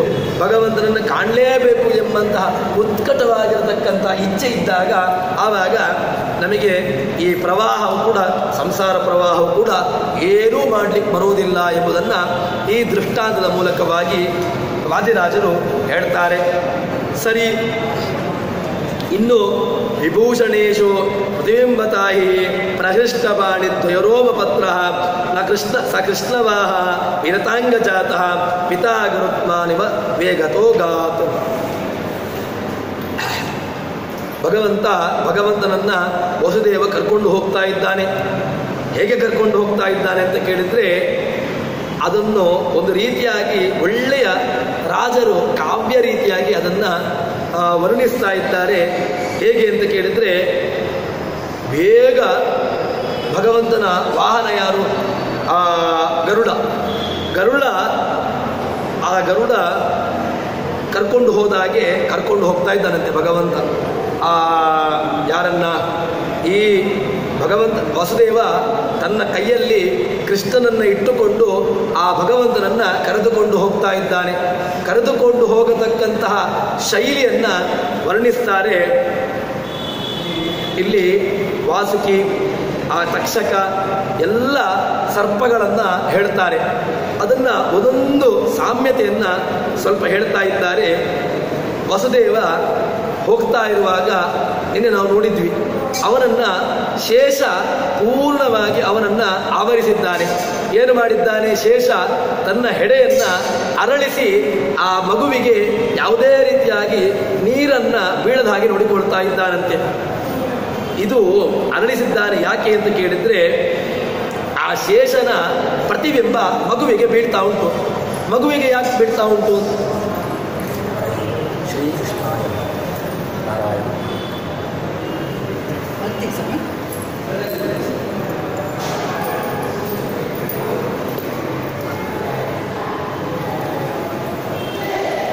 ಆ ಮಗು ಕೃಷ್ಣ. ಆ ಕೃಷ್ಣ ವಸುದೇವನ ಬುಟ್ಟಿಯಲ್ಲಿದ್ದಾನೆ. ಶೇಷ ತನ್ನ ಹೆಡೆಯನ್ನು ಅರಳಿಸಿದ್ದಾನೆ. ಆ ಅರಳಿಸಿರತಕ್ಕಂತಹ ಅವನ ಶೇಷನ ಹೆಡೆಗಳು ಅದು ಹೇಗೆ ಕಾಣ್ತಾ ಉಂಟು ಅಂತ ಕೇಳಿದರೆ ಆ ಮಗುವಿನಲ್ಲಿ ಪ್ರತಿಬಿಂಬಿಸ್ತಾ ಉಂಟಂತೆ. ಶೇಷನ ಆ ಪ್ರತಿಬಿಂಬ ಆ ಕೃಷ್ಣನಲ್ಲಿ ಫಲಿಸ್ತಾ ಉಂಟಂತೆ. ಯಾಕೆ ಫಲಿಸ್ತಾ ಉಂಟು ಅಂತ ಕೇಳಿದರೆ ವಸುದೇವನು ಕೂಡ ಒಂದು ರೀತಿಯಾಗಿ ಸರ್ಪ ಭಗವಂತನನ್ನು ಕರೆದುಕೊಂಡು ಹೋಗ್ತಾ ಇರುವಾಗ ಅವನು ಹೆಡೆಯನ್ನು ಅರಳಿಸಿದ್ದಾನೆ. ಅದರಿಂದಾಗಿ ಇವನ ಪ್ರತಿಫಲ ಆ ವಸುದೇವನಿಗೂ ಬೀಳ್ತಾ ಇದೆ. ಅದರಿಂದಾಗಿ ಅದರಿಂದ ಅವನ ಶೇಷದಲ್ಲಿರ್ತಕ್ಕಂತಹ ಆಭರಣಗಳು, ಶೇಷದೇವರು ಅವರೂ ಕೂಡ ಆಭರಣದ ಧರಿಸಿರತಕ್ಕಂಥವರು ದೇವತೆಗಳು. ಅದರಿಂದಾಗಿ ಅವನಲ್ಲಿರ್ತಕ್ಕಂತಹ ಆಭರಣದ ಪ್ರತಿಬಿಂಬಗಳು ಈ ವಸುದೇವನಲ್ಲಿ ಮಗುವಿನಲ್ಲಿ ಬೀಳ್ತಾ ಉಂಟು ಅಂತ ರಾಜರು ಹೇಳ್ತಾರೆ. ಇನ್ನೊಂದು ಏನು ಅಂತ ಕೇಳಿದ್ರೆ ವಸುದೇವನು ಸರ್ಪಭೂಷಣನಾಗಿ ಕಾಣ್ತಾ ಇದ್ದಾನೆ ಅಂತ ರಾಜರು. ಆ ಸರ್ಪವನ್ನೇ ಭೂಷಣವಾಗಿ ಇಟ್ಟುಕೊಂಡ್ರೆ ಹೇಗಿರ್ತದೆ ಆ ರೀತಿಯಾಗಿ ವಸುದೇವನು ಕೂಡ ಕಾಣ್ತಾ ಇದ್ದಾನೆ ಅಂತ ಹೇಳಿಕೊಂಡು ಹೇಳ್ತಾರೆ. ಇದೊಂದು ಭಗವಂತ ಕೈಯಲ್ಲಿರುವುದರಿಂದಾಗಿ, ಭಗವಂತನ ಸ್ಪರ್ಶದಿಂದಾಗಿ ಆ ವಸುದೇವನು ಕೂಡ ಪುಳಕಿತನಾಗಿದ್ದಾನೆ. ಭಗವಂತನನ್ನು ಮುಟ್ಟಬೇಕು ಅಂತ ಹೇಳಿದರೆ ಅವನ ಯಾವ ಜನ್ಮದ ಪುಣ್ಯ. ಭಗವಂತನನ್ನು ಮುಟ್ಲಿಕ್ಕೂ ಕೂಡ ನಮಗೆ ಯೋಗ್ಯತೆ ಅಂದರೆ ಆ ಭಗವಂತನ ಅವತಾರೋಪವಾಗಿರತಕ್ಕಂತಹ ಕೃಷ್ಣನನ್ನು ಆ ವಸುದೇವ ಮುಟ್ಟಿದ್ದಾನೆ ಅಂತ ಹೇಳಿದರೆ ಅವನ ಯಾವುದೋ ಒಂದು ಜನ್ಮದ ಆ ಪುಣ್ಯದಿಂದಾಗಿ ಭಗವಂತನ ಸ್ಪರ್ಶ. ಇಲ್ಲದಿದ್ದರೆ ಸ್ಪರ್ಶವೂ ಕೂಡ ನಮಗೆ ಆ ಯೋಚನೆ ಮಾಡಲಿಕ್ಕೂ ಸಾಧ್ಯ ಇಲ್ಲದಿರತಕ್ಕಂತಹ ಒಂದು ನೋಡಲಿಕ್ಕೆ ಆಗುವುದಿಲ್ಲ ಅಂತ ಹೇಳುವಾಗ ಇನ್ನು ಸ್ಪರ್ಶ ಮಾಡಿದ್ದಾನೆ ಅಂತ ಹೇಳಿದ್ರೆ ವಸುದೇವನ ಯೋಗ್ಯತೆ ಅದು ತುಂಬ ಉನ್ನತವಾಗಿರತಕ್ಕಂಥದ್ದು ಅಂತ ಸಿದ್ಧವಾಗಿದೆ. ಅದನ್ನು ಆ ಭಗವಂತನ ಸ್ಪರ್ಶದಿಂದಾಗಿ ವಸುದೇವನು ಕೂಡ ಅವನು ಪುಳಕಿತನಾಗಿದ್ದಾನೆ, ಅವನು ಕೂಡ ಪಾವನನಾಗಿದ್ದಾನೆ ಅಂತ ಹೇಳ್ತಾರೆ. ಇನ್ನೊಂದು ಅವನ ಆ ಪುಳಕಿತನಾಗಿದ್ದರಿಂದಾಗಿ ಆ ವಸುದೇವನ ರೋಮಗಳು ಕೂಡ ಅದು ಒಂದು ರೀತಿಯಾಗಿ ಅದು ನಿಮಿರಿದ್ರಿಂದಾಗಿ ಒಂದು ರೀತಿಯಾಗಿ ಆ ಗರುಡನಂತೆ ಅವನು ಕಾಣ್ತಾ ಇದ್ದಾನೆ. ಗರುಡನನ್ನು ಹೊತ್ತಿರತಕ್ಕಂತಹ ಗರುಡ ಅಂದರೆ ಏನಾಯ್ತು, ಈಗ ಆ ವಸುದೇವ ಗರುಡನ ಇದಕ್ಕೆ ಬಂದ, ಅವನ ವಾಹನವಾಗಿರತಕ್ಕಂಥವನು ಯಾರು, ಅವನನ್ನೇ ವಾಹನವಾಗಿರತಕ್ಕಂಥವನು ಭಗವಂತ, ಅವನು ಮೇಲಿದ್ದಾನೆ. ಇವನು ವಸುದೇವ ಗರುಡನಾಗಿ ತನ್ಮೂಲಕವಾಗಿ ಈ ರೀತಿಯಾಗಿ ಕಾಣ್ತಾ ಇದ್ದಾನೆ ಎಂಬುದಾಗಿ ರಾಜರು ಹೇಳ್ತಾರೆ. ಅಂದರೆ ವಿರತಾಂಗಜಾತ ಅಂತ ವಸುದೇವನು ಕೂಡ ವಿರತಾಂಗಜಾತ, ಅವನು ಕೂಡ ಬಗ್ಗಿದ್ದಾನೆ. ಅವನಿಗೇನು ಅಹಂಕಾರ ಇರಲಿಲ್ಲ.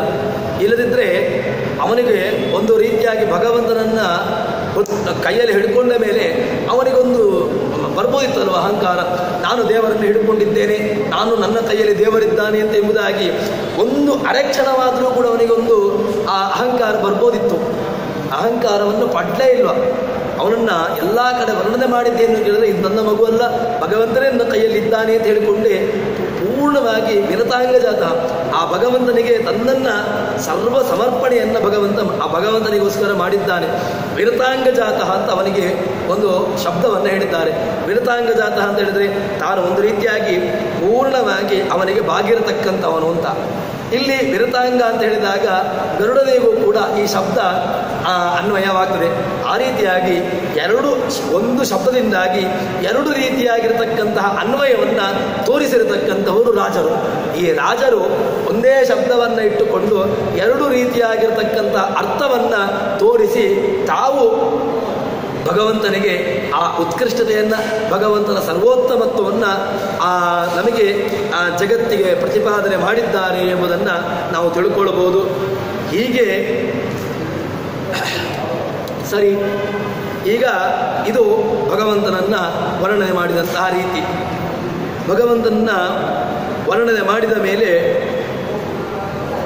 ಭಗವಂತ ಹುಟ್ಟಿದವನು ರಾತ್ರಿ ಅಂತ ಅವನನ್ನು ಮೊದಲೇ ಹೇಳಿದ್ದಾರೆ. ಯದಾ ರೋಹಿಣ್ಯ ಅಂತ, ರೋಹಿಣ್ಯ ಅರ್ಧರಾತ್ರಿ ಇದು, ಯದಾ ಕಾಲಾಷ್ಟಮಿ ಭವೇತ್ ಅಂತ. ಅರ್ಧರಾತ್ರಿಯಲ್ಲಿ ಯಾವಾಗ ರೋಹಿಣಿ ನಕ್ಷತ್ರವಿತ್ತೋ ಆವಾಗ ಭಗವಂತ ಹುಟ್ಟಿದ್ದು ಅಂತ. ಭಗವಂತ ಕಳ್ಳ ಅದಲ್ವಾ, ಕಳ್ಳ ಅಂತ ಹೇಳಬೇಕು ಅಂತಿಲ್ಲ. ರಾತ್ರಿಯಲ್ಲಿ ಹುಟ್ಟಿದ ತಕ್ಷಣ ಒಂದು ಅರ್ಥವನ್ನು ಹಿಂದೆ ಹೇಳಿ ಆಗಿದೆ. ಕಳ್ಳರನ್ನು ಹಿಡಿಬೇಕು ಅಂತ ಹೇಳಿದ್ರೆ ಅವರನ್ನು ರಾತ್ರಿಯೇ ಹೋಗಬೇಕು. ನಾವು ಬೆಳಕಿನ ಹೊತ್ತಿಗೆ ಹೋಗಿ ಕಳ್ಳರನ್ನು ಹಿಡಿತೇವೆ ಅಂತ ಹೇಳಿದ್ರೆ ಅವರು ಬೆಳಕಿನ ಹೊತ್ತಲ್ಲಿ ಬರುವುದೇ ಇಲ್ಲ. ಅದಕ್ಕೋಸ್ಕರವಾಗಿ ರಾತ್ರಿಂಚರರು ಅಂತ ಅಸುರರನ್ನು ಸದೆ ಬಡಿಬೇಕು ಅಂತ ಹೇಳಿದ್ರೆ ಭಗವಂತ ರಾತ್ರಿ ಹೊತ್ತಲ್ಲೇ ಸಂಚಾರವನ್ನು ಮಾಡಬೇಕು ಅಂತ ಒಂದು ಅರ್ಥವನ್ನು ಹೇಳಿದರು. ಈಗ ಮತ್ತೊಂದು ಅರ್ಥವನ್ನು ಹೇಳ್ತಾರೆ. ಭಗವಂತ ಕಳ್ಳನಂತೆ ಇರಲೇ ಇಲ್ಲ, ಹೋದಾಗ ಕಳ್ಳನಂತೆ ಕಂಡ ಸಾಧ್ಯವೇ ಇಲ್ಲ. ಭಗವಂತ ಕಳ್ಳ ಅಲ್ಲೇ ಅಲ್ಲ. ಇನ್ನೊಂದು ನಮಗೆ ಭಗವಂತನನ್ನು ಚೋರ ಅಂತ ಎಲ್ಲೂ ಕೂಡ ಭಗವಂತನನ್ನು ದ್ವೇಷ ಮಾಡಿ ತುಂಬ ದ್ವೇಷ ಮಾಡಿರತಕ್ಕಂಥವರು ಶಿಶುಪಾಲ ದಂತಭಕ್ತಗಳು. ಅವರು ಭಗವಂತನನ್ನು 100 ರೀತಿಯಾಗಿ ಅವರು ಭಗವಂತನನ್ನು ದ್ವೇಷ ಮಾಡಿದ್ರಂತೆ. ಆದರೆ ಒಂದು ಕಡೆಯೂ ಕೂಡ ಭಗವಂತನನ್ನು ಚೋರ ಅಂತ ಹೇಳಿಕೊಂಡು ಒಂದು ಕಡೆಯೂ ಅವನನ್ನು ಬೈಲಿಲ್ಲ. ಇಲ್ಲಂದರೆ ಅವರಿಗೇನು ಗೊತ್ತಿಲ್ವ ಭಗವಂತ ಚೋರ, ಅವನು ಗೋಪಿಕಾಸ್ತ್ರೀಯರನ್ನು ಕಲಿತಾ ಇದ್ದ, ಗೋಪಿಕಾಸ್ತ್ರೀಯರ ವಸ್ತ್ರವನ್ನು ಕಲಿತಾ ಇದ್ದ, ಇನ್ನೊಂದು ಎಲ್ಲ ಮನೆಗೂ ಹೋಗಿ ಅವನು ಬೆಣ್ಣೆಯನ್ನು ಕಲಿತಾ ಇದ್ದ, ಹೀಗೆ ಏನೇನೋ ಅಧಿಕ ಪ್ರಸಂಗಗಳನ್ನು ಮಾಡ್ತಾ ಇದ್ದ. ಅದರಿಂದಾಗಿ ಭಗವಂತನನ್ನು ಚೋರ ಅಂತ ಹೇಳಿಕೊಂಡು ಅವರು ಭಗವಂತನನ್ನು ಚೋರ ಅಂತ ಹೇಳಿಕೊಂಡು ಅವರು ಇದು ಮಾಡಿದ್ದೇ ಅಲ್ವಂತೆ. ಬೇರೆ ಬೇರೆ ಅವರನ್ನು ಭಗವಂತನನ್ನು ಯಾವ ರೀತಿಯಾಗಿ ದ್ವೇಷ ಮಾಡಲಿಕ್ಕಾಗಿದೆ ಆ ರೀತಿಯಾಗಿ ಭಗವಂತನನ್ನು ದ್ವೇಷ ಮಾಡಿರತಕ್ಕಂಥವರು. ಇಲ್ಲಿ ಆದರೂ ರಾಜರ ಶೈಲಿ ಹೇಗೆ ಅಂತ ಕೇಳಿದ್ರೆ ರಾಜರು ತಮ್ಮದೇ ಆಗಿರತಕ್ಕಂಥ ಶೈಲಿಯನ್ನು ಭಗವಂತನನ್ನು ವರ್ಣಿಸ್ತಾರೆ. ಭಗವಂತ ಚೋರ ಆಗಲಿಲ್ಲ. ಯಾಕೆ ಚೋರ ಆಗಲಿಲ್ಲ ಅಂತ ಕೇಳಿದ್ರೆ ಅವನು ರಾಜರಂತೆ ಹೋದಂತೆ. ಶೇಷದೇವರು ಬಂದರು, ಎಲ್ಲರೂ ಕೂಡ ನಕ್ಷತ್ರಗಳು, ಉಡುಪತಿಯಾಗಿರತಕ್ಕಂಥ ಚಂದ್ರ, ಎಲ್ಲರೂ ಕೂಡ ಭಗವಂತನು ಹುಟ್ಟಿದಾಗ ಬೇರಿ, ನಗಾರಿ, ವಾದ್ಯ ಎಲ್ಲವೂ ಕೂಡ ಮೊಳಗಿದೆ ಅಂತ ಹೇಳಿದ ಮೇಲೆ ಕಳ್ಳನಾದ ಮೇಲೆ ಅವನಿಗೇನು ಶಬ್ದವನ್ನು ಮಾಡದೆ ಹೋಗುವಂಥವ್ರು. ಈ ಭಗವಂತ ಹುಟ್ಟಿದಾಗ ಇಡೀ ಲೋಕದಲ್ಲಿರತಕ್ಕಂಥ ಎಲ್ಲರೂ ಕೂಡ ಆನಂದವನ್ನು ಖುಷಿಯನ್ನು ಪಟ್ಟು ಎಲ್ಲ ಬೇಕಾಗಿರತಕ್ಕಂತಹ ಮೃದಂಗ ವಾದ್ಯ ಇತ್ಯಾದಿ ಎಲ್ಲವನ್ನೂ ಕೂಡ ಅವರು ವಾದನೆ ಮಾಡಿದ್ರು ಅಂತ ಹೇಳ್ತಾರೆ. ಇನ್ನೊಂದು ಇಲ್ಲಿ ಹೇಳ್ತಾರಂತೆ, ಹೇಗೆ ಅದನ್ನು ರಾಜರು ಹೇಳ್ತಾರೆ, ಒಬ್ಬ ರಾಜ ಹೋಗುವಾಗ ಯಾವ ರೀತಿಯಾಗಿ ರಥ ಚಾಮರ ಛತ್ರ ಪರಿವಾರದವರು ರಥ ಕಾಲಾಳು ಆನೆ ಎಲ್ಲವೂ ಹೇಗಿರ್ತದೆಯೋ ಅದೇ ರೀತಿಯಾಗಿ ಭಗವಂತ ಹೋದಂತೆ. ಅದನ್ನು ಹೇಗೆ ಅಂತ ರಾಜರು ಸಮನ್ವಯ ಮಾಡ್ತಾ ಇದ್ದಾರೆ. ಯಾವುದನ್ನು ಯಾವ ರೀತಿಯಾಗಿ ಹೇಳ್ಬೋದು ಅಂತ ಹೇಳಿದ್ರೆ, ಕೃಷ್ಣನಿಗೂ ಕೂಡ ಹುಟ್ಟಿದಾಗ ಎಲ್ಲವೂ ಕೂಡ ಇತ್ತು. ಯಾವುದು ಅಂತ ಕೇಳಿದ್ರೆ, ಆರಂಭದಲ್ಲಿ ಭಗವಂತ ಹುಟ್ಟಿದಾಗ ಮೇಘಗಳು, ಗುಡುಗು, ಸಿಡಿಲು ಇತ್ಯಾದಿಗಳು ಇತ್ತು ಅಂತ ಅಲ್ಲಿ ಭಯಂಕರ ಇತ್ತು ಅಂತ ಹೇಳಿದರು. ಅದನ್ನು ರಾಜರು ಹೇಳ್ತಾರೆ, ಆ ಭಗವಂತ ಹುಟ್ಟಿದಾಗ ಆಕಾಶದಲ್ಲಿ ಉಂಟಾಗತಕ್ಕಂತಹ ಗುಡುಗು ಆ ಎಲ್ಲವೂ ಕೂಡ ಒಂದು ರೀತಿಯಾಗಿ ಭಗವಂತ ಹುಟ್ಟಿದ್ದರಿಂದಾಗಿ ಅದು ಒಂದು ರೀತಿಯಾಗಿರ್ತಕ್ಕಂತಹ ವಾದ್ಯದ ರೀತಿಯಲ್ಲಿ ಅದು ಕಂಡವು. ಭಗವಂತ ಹುಟ್ಟಿದ ಅಂತ ಹೇಳಿಕೊಂಡು ಅವರು ಗುಡುಗಿನ ಮೂಲಕವಾಗಿ ಶಬ್ದವನ್ನು ಮಾಡಿದರು. ಶಬ್ದ ಮಾಡಿದ್ರಿಂದಾಗಿ ಖುಷಿ ಇದ್ದಾಗ, ನಮ್ಮಲ್ಲೂ ಕೂಡ ಖುಷಿಯಾದಾಗ ಒಂದು ರೀತಿಯಾಗಿರ್ತಕ್ಕಂತಹ ಏನೋ ಒಂದು ಉದ್ರೇಕದಿಂದಾಗಿ ಏನನ್ನೂ ನಾವು ಬಾರಿಸುವಂತಹದ್ದೆಲ್ಲ ಇದ್ದೇ ಇದೆ. ಅದೇ ರೀತಿಯಾಗಿ ಇಲ್ಲಿಯೂ ಕೂಡ ರಾಜರು ಅದನ್ನು ಸಮನ್ವಯ ಮಾಡ್ತಾರೆ. ಭಗವಂತ ಹುಟ್ಟಿದಾಗ ಆ ಎಲ್ಲವೂ ಕೂಡ ಒಂದು ರೀತಿಯಾಗಿ ಆ ಗುಡುಗು ಇತ್ಯಾದಿಗಳು ಕೂಡ ಭಗವಂತನಿಗೆ ಆ ವಾದ್ಯದ ರೀತಿಯಲ್ಲಿ ಆಯಿತು ಅಂತ ಹೇಳಿದರು. ಇನ್ನು ಗಂಧರ್ವರು ಹಾಡನ್ನು ಹಾಡಿದರು ಅಂತ ಹೇಳಿದ್ದಾರೆ. ಗಂಧರ್ವರು ಹಾಡನ್ನು ಹಾಡಿದರು ಅಂತ ಹೇಳಿದರೆ ಗಂಧರ್ವ ಗಾನ ಮೊದಲಿಗೆ ನಾವು ನೋಡಿದ್ದೇವೆ. ಗಂಧರ್ವ ಗಾನ ಅದು ಪ್ರಸಿದ್ಧವಾಗಿರತಕ್ಕಂತಹದ್ದು. ಗಂಧರ್ವ ಹಾಡಿದ್ರು ಅಂತ ಹೇಳಿದರೆ ಭಗವಂತ ಹುಟ್ಟಿದಾಗ ಗಂಧರ್ವರ ಗಾನ ಆಯಿತು.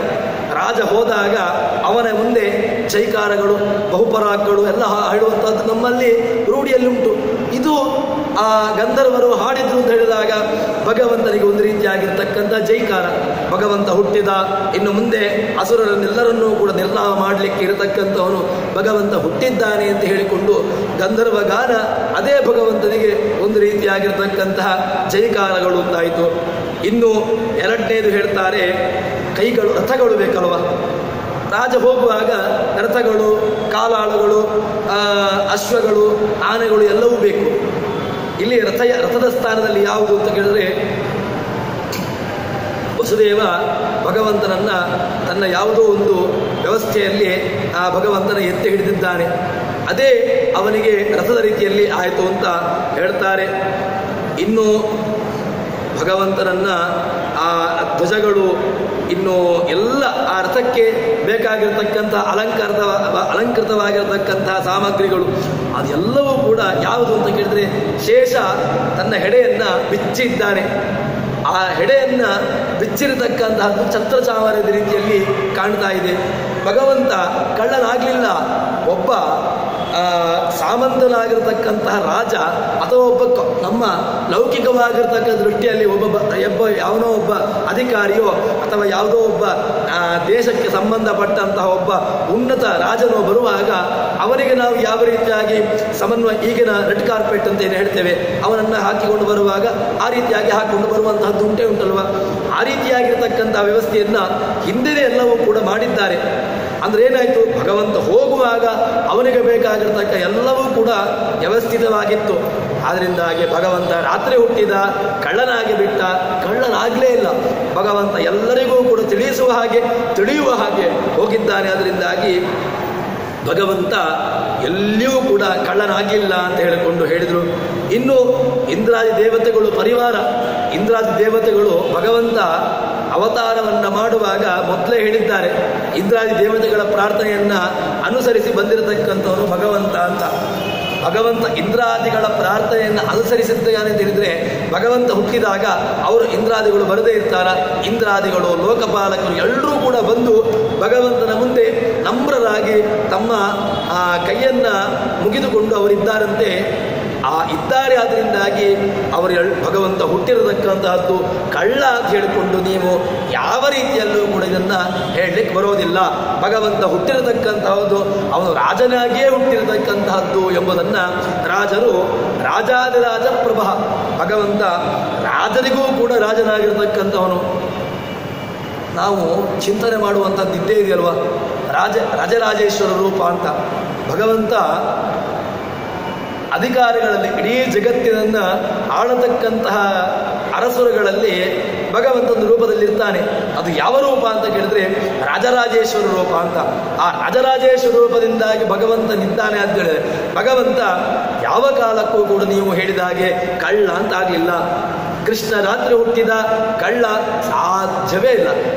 ನಮ್ಮ ಭಗವಂತ ಅವನು ಯಾವತ್ತೂ ಕೂಡ ಆ ಇಡೀ ಜಗತ್ತಿಗೆ ಅಧಿಪತಿಯಾಗಿರತಕ್ಕಂಥವನು ಎಂಬುದನ್ನು ರಾಜರು ತಾವು ಹೇಳಿದ್ರು. ಹೀಗೆ ಹೇಳಿದ ಮೇಲೆ ಆ ರಾಜರು ತಮ್ಮ ಆರಂಭದ ಸರ್ಗದ ತನ್ನ ಭಗವಂತನ ಕಥೆಯನ್ನು ಒಂದು ರೀತಿಯಾಗಿ ಇಲ್ಲಿ ಮುಗಿಸ್ತಾರೆ. ಇದೇನಾಯಿತು ಅಂತ ಕೇಳಿದ್ರೆ ಸಂಜಾತೆ ಭವಿ ರುಕ್ಮಿಣೀ ಶಿವಜಯ ಸದ್ವಾದಿರಾಜೋದಿದೆ ಸಂಜಾತ ಸುರ ಮಂಡಲೀ ಸಮೇತ ಸರ್ಗೋಯ ಮಾಧ್ಯ ಮುದ. ಈ ಭಗವಂತನ ನಾನು ಹೇಳಲಿಕ್ಕೆ ಹೊರಟದ್ದು ನನ್ನ ಕಥೆಯನ್ನಲ್ಲ ಅಂತ ಮೊದಲೇ ಹೇಳಿದ್ದಾರೆ. ಆ ರಾಜರು ವಾದಿರಾಜರು ಹೇಳುವಾಗ ನನ್ನ ಕಥೆಯನ್ನು ಹೇಳ್ತೇನೆ ಅಂತ ಹೇಳಿಕೊಂಡು ಅವರು ಪ್ರತಿಜ್ಞೆಯನ್ನು ಮಾಡಿದ್ದಲ್ಲ. ನಾನು ರುಕ್ಮಿಣೀಶ ವಿಜಯ, ಭಗವಂತನ ಕೃಷ್ಣನ ವಿಜಯ, ಇದನ್ನು ಕೇಳಿದ್ರಿಂದಾಗಿ ನಮಗೂ ಕೂಡ ನಮ್ಮ ಜೀವನದಲ್ಲಿ ವಿಜಯ ಪ್ರಾಪ್ತಿಯಾಗುತ್ತದೆ. ಅದಕ್ಕೋಸ್ಕರವಾಗಿ ಆ ಕಥೆಯನ್ನು ನಾನು ಹೇಳಲಿಕ್ಕೆ ಹೊರಟದ್ದು ಅಂತ ಹೇಳಿಕೊಂಡು ಈ ರಾಜರು ತಮ್ಮ ಆ ಮೊದಲನೆಯ ಸರ್ಗವನ್ನು ತಾವು ಸಮಾಪ್ತಿ ಮಾಡ್ತಾರೆ. ಸರಿ, ಕೃಷ್ಣ ಹೊರಟಿದ್ದಾನೆ, ನಂದ ಗೋಕುಲವನ್ನು ಪ್ರವೇಶ ಮಾಡಿದ್ದಾನೆ. ಅವನ ಆಜ್ಞೆಯನ್ನು ಅನುಸರಿಸಿಕೊಂಡು ವಸುದೇವ ಆ ನಂದಗೋಪದಲ್ಲಿರತಕ್ಕಂಥ ನಂದನ ಮಗನಾಗಿ ವ್ಯವಸ್ಥೆಯನ್ನು, ಇಲ್ಲಿಂದ ಈ ಮಗುವನ್ನು ಕರ್ಕೊಂಡು ಹೋಗಬೇಕು, ಅಲ್ಲಿಂದ ಈ ಮಗುವನ್ನು ಇಲ್ಲಿಗೆ ಕರ್ಕೊಂಡು ಬಂದಿದ್ದಾನೆ. ಭಗವಂತ ನಂದಗೋಕುಲಕ್ಕೆ ಬಂದಿದ್ದಾನೆ. ಆ ಬಂದಂತಹ ಕಾರಣವನ್ನು ಇನ್ನೊಂದು ರೀತಿಯಲ್ಲಿ ತಾವು ಹೇಳ್ತಾ ಇದ್ದಾರೆ. ಕೃಷ್ಣ ನಂದಗೋಕುಲಕ್ಕೆ ಬಂದಿದ್ದಾನೆ. ನಂದಗೋಕುಲಕ್ಕೆ ಬಂದಿರತಕ್ಕಂತಹ ಕಾರಣ ಹೇಗೆ ಕಂಡಿತು ಅಂತ ಹೇಳಿದ್ರೆ, ತಥೋ ಯಶೋದಾಂ ಸಕುಲಸ್ಯ ಪುಣ್ಯನ್ ಅರದ್ಯಶೋದಾಭಿ ಕರಿಷ್ಯಮಾಣ ಸ ಗೋಕುಲಂ ಗೋಕುಲ ಗೋಪಪುಂಜ ವಿಭೂಷಿತಂ ಪ್ರಾವಿಶಬ್ದನೇತ್ರ. ಭಗವಂತ ಆ ನಂದಗೋಕುಲಕ್ಕೆ ಯಾಕೋಸ್ಕರ ಪ್ರವೇಶ ಮಾಡಿದ ಅಂತ ಹೇಳಿದ್ರೆ, ಯಶೋದೆಯ ಹೆಸರನ್ನು ಸಾರ್ಥಕ್ಕೆ ಬಡಿಸುವುದಕ್ಕೋಸ್ಕರವಾಗಿ. ಯಾಕೆ ಅಂತ ಕೇಳಿದ್ರೆ, ಯಶೋದ ಅಂತ ಹೆಸರು ಅವಳದ್ದು. ಏನು ಯಶೋದ ಅಂತ ಹೇಳಿದ್ರೆ, ಯಶಂದದಾತೀತಿ ಯಶೋದ, ಯಶಸ್ಸನ್ನು ಕೊಡುವವಳು, ತನ್ನ ವಂಶಕ್ಕೆ ಯಶಸ್ಸನ್ನು ನೀಡ್ತಾಳೆ. ಆದ್ದರಿಂದಾಗಿ ಅವಳಿಗೆ ಯಶೋದ ಅಂತ ಹೆಸರು. ಯಶಸ್ಸಿಗೆ ಕಾರಣಳು ಅವಳ. ಆ ಯಶೋದ ಎಂಬ ಹೆಸರು ಅವಳಿಗೆ ಅನ್ವರ್ಥಕವಾಗಬೇಕು, ಅದು ಸಾರ್ಥಕವಾಗಬೇಕು. ಅದಕ್ಕೋಸ್ಕರವಾಗಿ ನಂದಗೋಪನ ಗೋಕುಲಕ್ಕೆ ಭಗವಂತ ಪ್ರವೇಶ ಮಾಡಿದ. ಹೇಳ್ತಾರೆ, ಈ ಯಶೋದ ಅಂತ ಹೇಳಿದ್ರೆ ಕೀರ್ತಿಯನ್ನು, ಅಂದರೆ ಯಶಸ್ಸನ್ನು ಕೊಡುವವಳು ಅಥವಾ ಕೀರ್ತಿಯನ್ನು ಕೊಡತಕ್ಕಂಥವಳು. ನಾವು ಕೂಡ ಯಶಸ್ಸನ್ನು ಬಯಸ್ತೇವಲ್ವ. ನಮಗೂ ಕೂಡ ನಮ್ಮ ಜೀವನದಲ್ಲಿ ಯಾವುದೇ ಒಂದು ಕೆಲಸವನ್ನು ಮಾಡ್ತೇವೆ. ಕೆಲಸವನ್ನು ಮಾಡುವಾಗ ನಮಗೇನಿರ್ತದೆ, ನಮಗೂ ಕೂಡ ಸಹಜವಾಗಿರುವಂತಹದ್ದು, ನಾನು ಏನೋ ಒಂದು ಕೆಲಸವನ್ನು ಮಾಡುವಾಗ ಅದರಲ್ಲಿ ನಮಗೆ ಯಶಸ್ಸಿರಬೇಕು ಅಂತ ನಾವು ಕೂಡ, ನನಗೆ ಯಶಸ್ಸಾಗಬಾರ್ದು, ನನಗೆ ಅಪಯಶಸ್ಸಾಗಬೇಕು, ಅಪಕೀರ್ತಿ ಬರಬೇಕು ಅಂತ ಯಾರೂ ಕೂಡ, ಒಬ್ಬ ಮೂರ್ಖನೂ ಕೂಡ ಅವನು ಬಯಸೋದಿಲ್ಲ. ಮತ್ತೇನು, ಅವನಿಗೂ ಕೂಡ ನನಗೆ ಜೀವನದಲ್ಲಿ ಯಶಸ್ಸು ಬೇಕು ಅಂತ ಇರುವಂತಹದ್ದು. ಹೇಳ್ತಾರೆ, ಆ ಯಶೋದ ಅಂತ ಹೇಳಿದ್ರೇ ಅವಳು ಕೀರ್ತಿಯನ್ನು ಕೊಡತಕ್ಕಂಥವಳು. ಈಗ ಕೀರ್ತಿಯನ್ನು ಬರುವುದು ಯಾವಾಗ? ನಮಗೆ ಕೂಡ ಕೀರ್ತಿ ಬೇಕಲ್ವ. ಕೀರ್ತಿ ಯಾವಾಗ ಬರ್ತದೆ ಅಂತ ಕೇಳಿದ್ರೆ, ಏನೋ ಒಂದು ಅದ್ಭುತವಾಗಿರ್ತಕ್ಕಂತಹ ಕಾರ್ಯವನ್ನು ಮಾಡಬೇಕು. ಏನೋ ಒಂದು ಉದಾಹರಣೆಗೆ ಲೌಕಿಕವಾಗಿ ಒಂದು ಯಾರೋ ಒಬ್ಬ ಲೌಕಿಕವಾಗಿರ್ತಕ್ಕಂಥ ಒಬ್ಬ ಜ್ಞಾನಿ ಅಂತ ಇಟ್ಟುಕೊಳ್ಳುವ. ಅವನು ತುಂಬ ಲೌಕಿಕವಾಗಿ ತುಂಬ ಅಧ್ಯಯನವನ್ನು ಮಾಡಿದ್ದಾನೆ, ಒಂದು 2-3 ಡಾಕ್ಟರೇಟ್ ಪದವಿಗಳನ್ನು ಗಳಿಸಿದ್ದಾನೆ ಅಂತ ಇಟ್ಟುಕೊಳ್ಳುವ ಲೌಕಿಕವಾಗಿ. 2-3 ಪದವಿಗಳನ್ನು ತೆಗೆದುಕೊಂಡು ಡಾಕ್ಟರೇಟ್ ಇತ್ಯಾದಿ ದೊಡ್ಡ ದೊಡ್ಡ ಪ್ರತಿಷ್ಠಿತ ವಿಶ್ವವಿದ್ಯಾಲಯ ತೆಗೆದುಕೊಂಡಾಗ ಅವನನ್ನು ಒಂದು ರೀತಿಯಾಗಿ ನಾವು ಲೌಕಿಕವಾಗಿ ಅವನಿಗೆ ಯಶಸ್ಸಿಗೆ ಕಾರಣ ಏನಾಯಿತು, ಆ ಪದವಿಗಳು ಅವನಿಗೆ ಯಶಸ್ಸಿಗೆ ಕಾರಣವಾಯಿತು. ಅದೇ ರೀತಿಯಾಗಿ ಈ ಅಲೌಕಿಕವಾಗಿರತಕ್ಕಂಥ ಯಶಸ್ಸು ಅದಕ್ಕೆ ಬೇಕು ಅಂತ ಹೇಳಿದ್ರೆ ಅದನ್ನು ಹೇಳಬೇಕು ಅಂತ ಹೇಳಿದ್ರೆ ಹೇಳ್ತಾರೆ, ಈಗ ಈ ಕೀರ್ತಿ ಯಾವಾಗ ಬರ್ತದೆ ಅಂತ ಹೇಳಿದ್ರೆ ದೇವರನ್ನು ಶುಶ್ರೂಷೆ ಮಾಡಬೇಕು. ಭಗವಂತನನ್ನು ಸೇವೆ ಮಾಡಿದಾಗ, ಭಗವಂತನನ್ನು ಅನನ್ಯವಾಗಿ ಸ್ತುತಿ ಮಾಡಿದಾಗ, ಈಗ ಪ್ರಹ್ಲಾದರು ಅಥವಾ ಧ್ರುವ ಮಹಾರಾಜ, ಪ್ರಹ್ಲಾದ, ಹೀಗೆ ಎಲ್ಲರನ್ನೂ ಕೂಡ ನಾವು ಈಗಲೂ ಕೂಡ ಅವರನ್ನು ಪರಿಗಣಿಸ್ತೇವೆ ಅಂತ ಕೇಳಿದ್ರೆ ಅವರು ದೇವರನ್ನು ಅನನ್ಯವಾಗಿ ಸೇವೆ ಮಾಡಿದ್ದಾರೆ, ಅನನ್ಯವಾಗಿ ಶುಶ್ರೂಷೆ ಮಾಡಿದ್ದಾರೆ, ಭಗವಂತನನ್ನು ತುಂಬ ಕಂಡುಕೊಂಡಂಥವರ ಸಾಲಿನಲ್ಲಿ ಅಗ್ರಗಣ್ಯರಾಗಿ ನಮಗೆ ಕಾಣ್ತಾರೆ. ಆದ್ದರಿಂದಾಗಿ ಅವರನ್ನು ನಾವು ಈಗಲೂ ಕೂಡ ಸ್ಮರಣೆ ಮಾಡ್ತೇವೆ. ಈಗ ಅವರನ್ನೇನಾಯಿತು, ಅವರಿಗೂ ಒಂದು ರೀತಿಯಾಗಿರ್ತಕ್ಕಂಥ ಯಶಸ್ಸಿಗೆ ಕಾರಣವಾಯಿತದು. ಅಂದರೆ ಯಾವುದರಿಂದ ಯಶಸ್ಸು ಕಾರಣವಾಯಿತು? ಭಗವಂತನ ಸೇವೆ, ಭಗವಂತನ ಜ್ಞಾನ, ಭಗವಂತನನ್ನು ಅನನ್ಯವಾಗಿ ನಂಬಿದ್ರಿಂದಾಗಿ ಅವರಿಗೆ ಒಂದು ರೀತಿಯಾಗಿರ್ತಕ್ಕಂಥ ಜಗತ್ತಿನಲ್ಲಿ ಲೌಕಿಕವಾಗಿರ್ತಕ್ಕಂಥ ಯಶಸ್ಸು ಅವರಿಗಿದೆ. ಇಲ್ಲಿ ರಾಜರು ಹೇಳ್ತಾರೆ, ಈಗ ಗೋಕುಲವನ್ನು ಪ್ರವೇಶ ಮಾಡಿದಾಗ ಯಾಕೆ ಅಂತ ಕೇಳಿದರೆ, ಅಲ್ಲಿ ಗೋವನ್ನು ಪಾಲನೆ ಮಾಡತಕ್ಕಂತಹ ಗೋಪಾಲಕರಿದ್ದಾರೆ. ಇನ್ನು ಅವರಿಗೆ ಅವರು ಕೂಡ ಭಗವಂತನನ್ನು ಸೇವೆ ಮಾಡಬೇಕಲ್ವ. ಭಗವಂತ ಅಲ್ಲಿಗೆ ಹೋದ್ರಿಂದಾಗಿ ಅವರು ಒಂದು ರೀತಿಯಾಗಿರ್ತಕ್ಕಂತಹ ಸೇವೆಯನ್ನು ಮಾಡ್ತಾರೆ.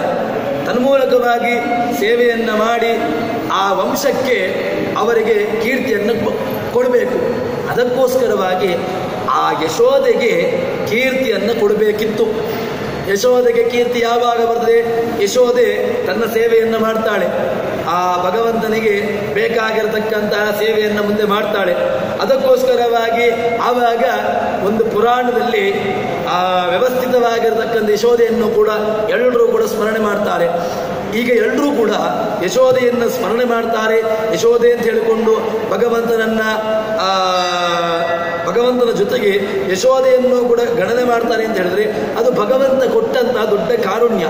ಅದಕ್ಕೋಸ್ಕರವಾಗಿ ಭಗವಂತ ಏನು ಮಾಡಿದ ಅಂತ ಕೇಳಿದ್ರೆ, ಇಲ್ಲಿಂದ ಆ ಯಶೋದೆಯ ಬಳಿಗೆ ಅಂದರೆ ನಂದಗೋಪನ ಅರಮನೆಗೆ, ಆ ಗೋಕುಲಕ್ಕೆ ಭಗವಂತ ಹೋದ ಎಂಬುದನ್ನು ಹೇಳ್ತಾರೆ.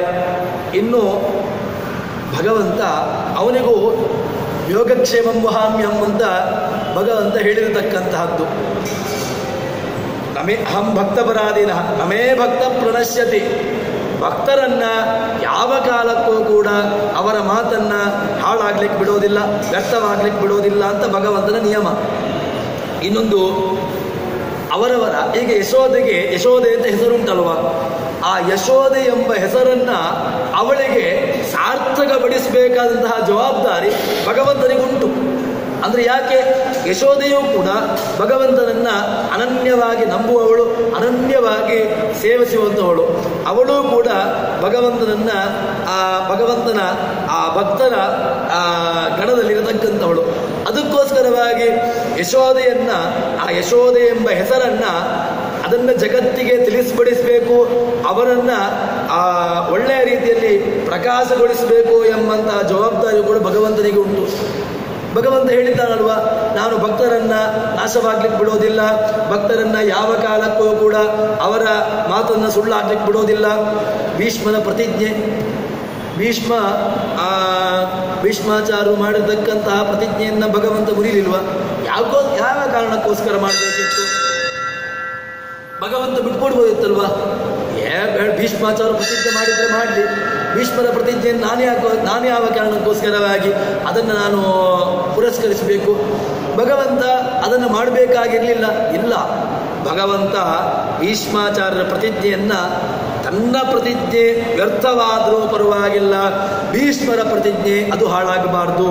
ಭೀಷ್ಮಾಚಾರ್ಯರು ಭಗವಂತನ ಕೈಯಲ್ಲಿ ಆಯುಧವನ್ನು ಹಿಡಿಸ್ತೇನೆ ಅಂತ ಪ್ರತಿಜ್ಞೆ ಮಾಡಿದ ಮೇಲೆ ಭಗವಂತ ಒಂದು ವೇಳೆ ನಾನು ಭೀಷ್ಮಾಚಾರ್ಯ ಹೇಳಿರ್ತಕ್ಕಂಥ ಮಾತನ್ನು ನಡೆಸೋದಿಲ್ಲ, ನಾನು ಆಯುಧವನ್ನು ಹಿಡಿಯೋದಿಲ್ಲ ಅಂತ ಹೇಳಿಕೊಂಡು ಸುಮ್ಮನಿರ್ಬೋದಿತ್ತಲ್ವ?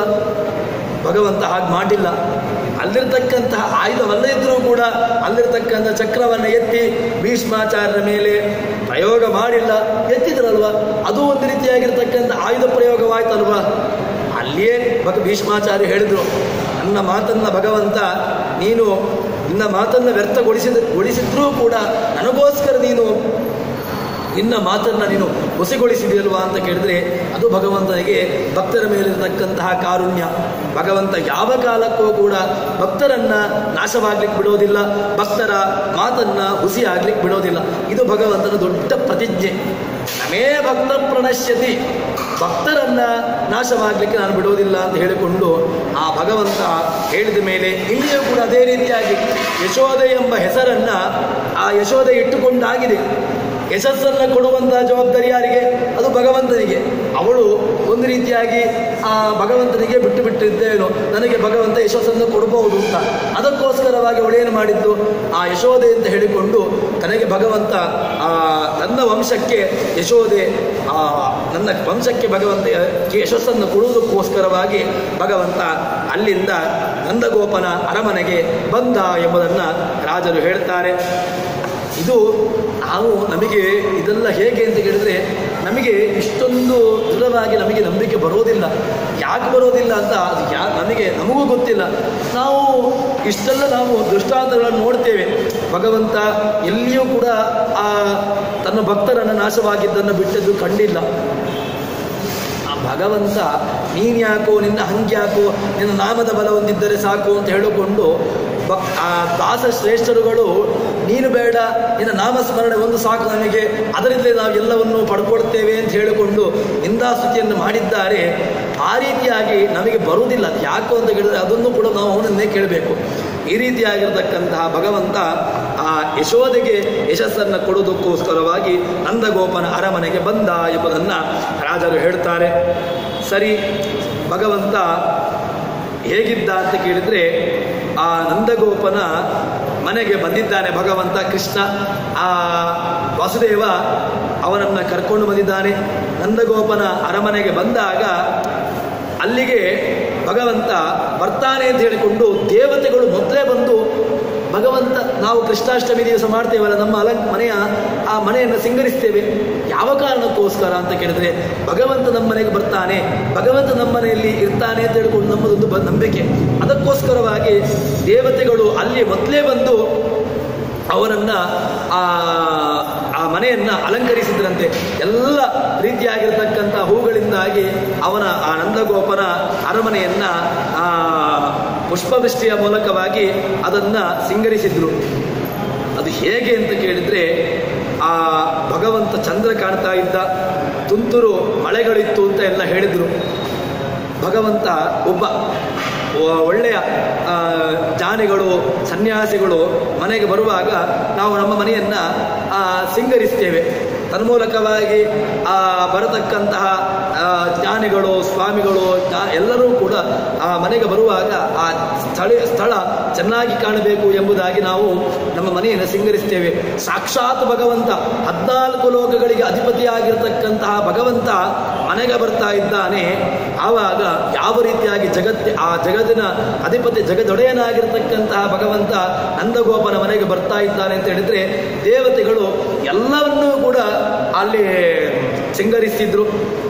ಮಳೆ ಇತ್ತು, ಮಳೆ ಬರತಕ್ಕಂತಹ ವ್ಯವಸ್ಥೆಗಳಲ್ಲಿ ತಾನೂ ಕೂಡ ಶುದ್ಧಿಯನ್ನು ಮಾಡಿಕೊಂಡು ಶೇಷ, ಅದೇ ರೀತಿಯಾಗಿ ಅವನ ಆ ಶೇಷದಲ್ಲಿರ್ತಕ್ಕಂತಹ ಆ ಆಭರಣಗಳು, ಅವನ ಕಂಠ, ಅದೆಲ್ಲವೂ ಕೂಡ ಆ ಕಪ್ಪು ರತ್ನಗಳು ಎಲ್ಲ ಆ ಒಳ್ಳೆಯ ಕಾಂತಿಗಳಿಂದ, ಆ ಮಣಿಗಳಿಂದ ಅಲಂಕೃತವಾಗಿತ್ತು.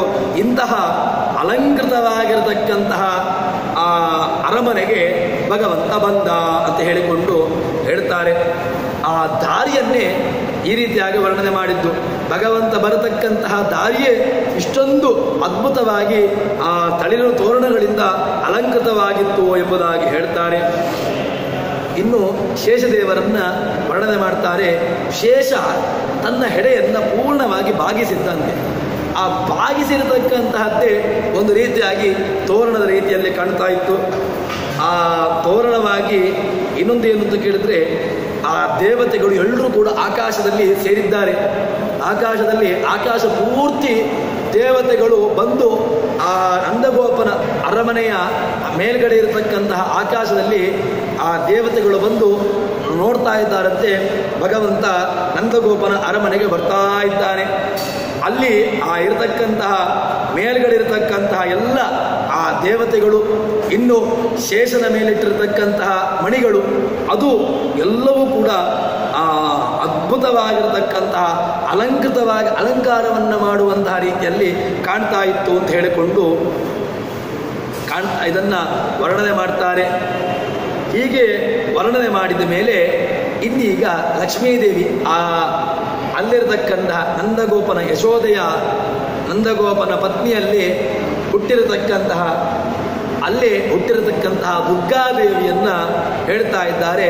ಅವಳು ಇಲ್ಲಿಂದ ದೇವಕಿ ಹತ್ರ ಹೋದ್ಲಂತೆ. ಯಾಕೆ ಹೋದ್ಲು ಅಂತ ಕೇಳಿದ್ರೆ, ವಿಮುಕ್ತ ವರ್ಗಾಧಿಪತಿ ಪತಿಂ ಶ್ರೀ ಶಿಶುಂ ತಮಾಲೋಕ್ಯ ಸುಲಜ್ಜಿತೇವ ಯೇಷ ದೋಷಾಂತರ ಏವ ಗಂತುಂ ಸ್ವಯಂ ಗೃಹೀತ್ವಾ ರಮ್ಯ ರೂಪ.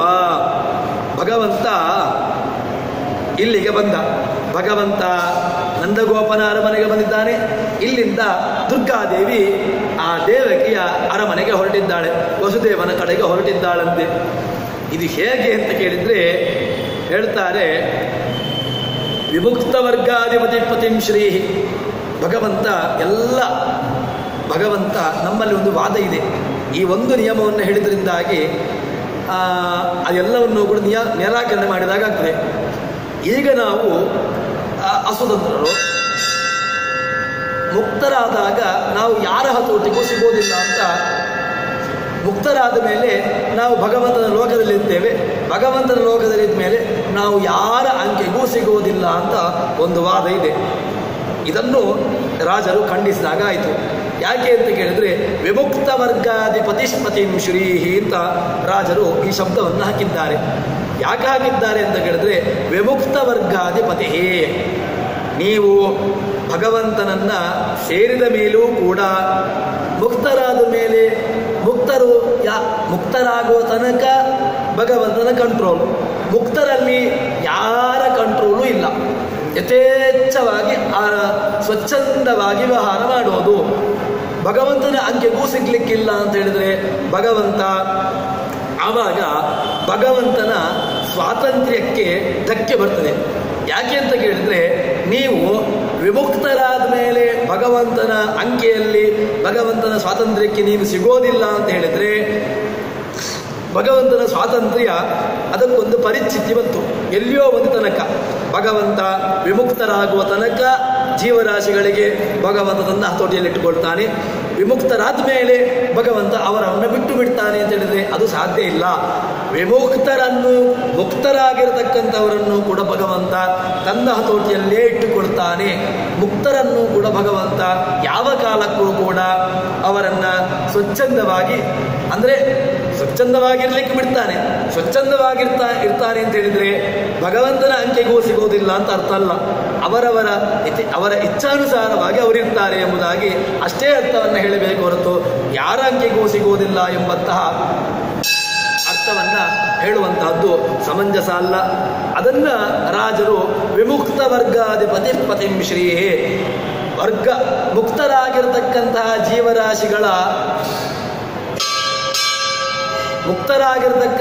ಜೀವರಾಶಿಗಳ ಆ ಜೀವರಾಶಿಗಳನ್ನು ಕೂಡ ನಿಯಮನೆ ಮಾಡತಕ್ಕಂಥವನು ಭಗವಂತ ಅಂತ ಒಂದು ನಿಯಮ. ಇನ್ನು ಅದೊಂದಾಯಿತು. ಭಗವಂತ ಈಗ ಶಿಶುವಾಗಿದ್ದಾನೆ. ಆ ದೇವಕಿ ಅಲ್ಲಿಂದ ಭಗವಂತ ವಸುದೇವನನ್ನು ಕರ್ಕೊಂಡು ಬಂದಾಗ ಶಿಶುವಿನ ರೂಪದಲ್ಲಿದ್ದಾರೆ. ಆ ಶಿಶುವಿನ ರೂಪದಲ್ಲಿ ಕಂಡಾಗ ಅದೇನಾಯಿತು ಅಂತ ಕೇಳಿದ್ರೆ, ತನ್ನ ಗಂಡ ಶಿಶುವಾಗಿ ಕಾಣ್ತಾ ಇದ್ದಾನೆ, ಗಂಡನನ್ನ ಮಗುವಿನ ರೂಪದಲ್ಲಿ ಕಾಣ್ತಾ ಇದ್ದಾನೆ. ಹಾಗಾಗಿ ಅವಳು ಒಂದು ರೀತಿಯಾಗಿ ಶಿಶುಂತಮಾಲೋಕ್ಯ ಸುಲಜ್ಜಿತ ಇವ. ಸ್ತ್ರೀಯರಿಗೆ ಸಹಜವಾಗಿರತಕ್ಕಂತಹದ್ದು ಯಾವುದು ಅಂತ ಕೇಳಿದ್ರೆ ನಾಚಿಕೆ ಇಲ್ಲದಿದ್ದರೆ ಅವಳನ್ನು ಸ್ತ್ರೀ ಎಂಬುದಾಗಿ ಹೇಳಲಿಕ್ಕೆ ಆಗೋದಿಲ್ಲ. ನಾಚಿಕೆಯಿಂದಾಗಿ ಕೂಡಿರತಕ್ಕಂಥವಳು ಎಂಬುದಾಗಿ ಅಲ್ಲಿ ಸ್ತ್ರೀಯನ್ನು ಹೇಳುವಂತಹದ್ದು. ಇಲ್ಲಿ ಈಗ ಭಗವಂತ ಶಿಶುವಿನ ರೂಪದಲ್ಲಿ ಬರ್ತಾ ಇದ್ದಾನೆ. ಆ ಆ ಶಿಶುರೂಪದಲ್ಲಿರತಕ್ಕಂಥ ನನ್ನ ಗಂಡನನ್ನು ನೋಡಿ ಇವಳಿಗೆ ಒಂದು ರೀತಿಯಾಗಿ ನಾಚಿಕೆ ಆಯ್ತಂತೆ. ಆ ಸುರಜಿತ ಇವ, ನಾಚಿಕೆ ಅಂತ ಹೇಳಿದ್ರೆ ಸುರಜಿತ ಇವ ಆ ನಾಚಿಕೆ ಪಟ್ಟಳೇನೋ ಎಂಬುದಾಗಿ ಇಟ್ಟುಕೊಂಡು ಅದಕ್ಕೋಸ್ಕರವಾಗಿ ಅಲ್ಲಿಂದ ರಾತ್ರಿ ಆದರೂ ಸರಿ ತಾನು ಇಲ್ಲಿಂದ ಹೊರಟು ಹೋದ್ಲು ಅಂತ. ನನಗೆ ಭಗವಂತ ರಾತ್ರಿ ಬಂದಿದ್ದಾನೆ, ಬಂದಾಗ ತನ್ನ ಗಂಡ ಮಗುವಿನ ರೂಪದಲ್ಲಿದ್ದಾನೆ, ಆ ಮಗುವಿನ ರೂಪದಲ್ಲಿರ್ತಕ್ಕಂಥ ಭಗವಂತನನ್ನ ತಾನು ನೋಡಿ ನಾನು ಇನ್ನು ಒಂದು ರೀತಿಯಾಗಿ ನಾಚಿಕೆ ಪಟ್ಟವಳಾಗಿ ಅಲ್ಲಿಂದ ತಾನು ಅಲ್ಲಿಂದ ನಂದಗೋಕುಲದಿಂದ ಮಥುರೆಗೆ ಹೋದ್ಲು ಎಂಬುದಾಗಿ ಹೇಳ್ತಾರೆ. ಇನ್ನೇನು ಅಂತ ಕೇಳಿದ್ರೆ, ಇಲ್ಲಿ ಸರಿ ಇವಳು ಯಾಕೆ ಮಗುವಾದ್ಲು? ಇವಳಾದರೂ ದೊಡ್ಡವಳಾಗಿ ಹೋಗ್ಬೋದಿತ್ತಲ್ವ? ಅವನು ಭಗವಂತ ಅಲ್ಲಿಂದ ಮಗುವಾಗಿ ಬಂದ ಏನೋ ಸರಿ, ಇವಳು ಗಾಂಭೀರ್ಯದಿಂದಾಗಿ ತಾನು ದುರ್ಜೆಯಾಗಿ ಹೋಗ್ಬೋದಿತ್ತಲ್ವ ಅಂತ ಹೇಳಿದ್ರೆ, ಪತಿಯನ್ನ ಅನುಸರಿಸಿಕೊಂಡ್ಲು. ಅಂದ್ರೆ ಏನು ಅಂತ ಕೇಳಿದ್ರೆ, ಆ ಭಗವಂತನನ್ನ ಅನುಸರಿಸಿಕೊಂಡು, ಅಂದ್ರೆ ಪತಿವ್ರತ ಯಾವತ್ತೂ ಕೂಡ ಪತಿವ್ರತ ಸ್ತ್ರೀಯ ಧರ್ಮ ಏನು ಅಂತ ಕೇಳಿದ್ರೆ ಸದಾಕಾಲದಲ್ಲೂ ಕೂಡ ಪತಿಯನ್ನ ಅನುಸರಿಸಿಕೊಂಡು ಹೋಗುವಂತಹದ್ದು ಇದು ಪತಿವ್ರತೆಯ ಧರ್ಮ. ಅದಕ್ಕೋಸ್ಕರವಾಗಿ ಪತಿ ಮಗುವಾಗಿದ್ದಾನಲ್ವ, ಅದಕ್ಕೋಸ್ಕರವಾಗಿ ನಾನು ಕೂಡ ಮಗುವಿನ ರೂಪವನ್ನು ತಾಳಿಕೊಂಡು ಇಲ್ಲಿಂದ ಮಥುರೆಗೆ ಹೋಗ್ತೇನೆ ಎಂಬುದಾಗಿ ಈ ರೀತಿಯಾಗಿ ತೋರಿಸಿಕೊಡುವುದಕ್ಕೋಸ್ಕರವಾಗಿ, ಅಂದರೆ ಜಗತ್ತಿಗೆ ಪತಿಯನ್ನು ಅನುಸರಿಸಿಕೊಂಡು ಪತ್ನಿಯಾದವಳು ಇರಬೇಕು ಎಂಬುದನ್ನು ತೋರಿಸಿಕೊಡುವುದಕ್ಕೋಸ್ಕರವಾಗಿ ಈ ಬದಿಯಲ್ಲಿ ಯಶೋದೆಯ ಮಗುವಾಗಿರತಕ್ಕಂಥ ದುರ್ಗಾದೇವಿ ಅವಳು ಸಣ್ಣ ಮಗುವಾದ್ದು, ಅಲ್ಲಿ ದೇವಕಿಯ ಮಗುವಾಗಿ ಅವತರಿಸತಕ್ಕಂತಹ ಭಗವಂತ ಶಿಶುವಾಗಿ ಬಂದಿದ್ದಾನೆ ಅಂತ ಹೇಳಿಕೊಂಡು ಈ ರೀತಿಯಾಗಿ ತಮ್ಮ ಅಭಿಪ್ರಾಯವನ್ನ ರಾಜರು ಇಡ್ತಾರೆ. ಇನ್ನು ಮುಂದಿನ ಭಾಗವನ್ನ ನಾಳೆ ಸೇರಿದಾಗ ನೋಡೋಣ ಅಂತ ಹೇಳಿಕೊಂಡು ಇವತ್ತಿನ ಪ್ರವಚನವನ್ನ ಶ್ರೀಹರಿಪ್ರಿಯತಾ ಶ್ರೀಕೃಷ್ಣಾರ್ಪಣಮಸ್ತು. ಸರ್ವಗುಣ ಸಂಪೂರ್ಣ ಸರ್ವದೋಷ ವಿವರ್ಜಿತ ಪ್ರಿಯತಾಂ ಪ್ರಿಯದೇವಾಲಂ ವಿಷ್ಣುರ್ಮೇ ಪರಮಸ್ವರತ. ಶ್ರೀಕೃಷ್ಣಾರ್ಪಣಮಸ್ತು.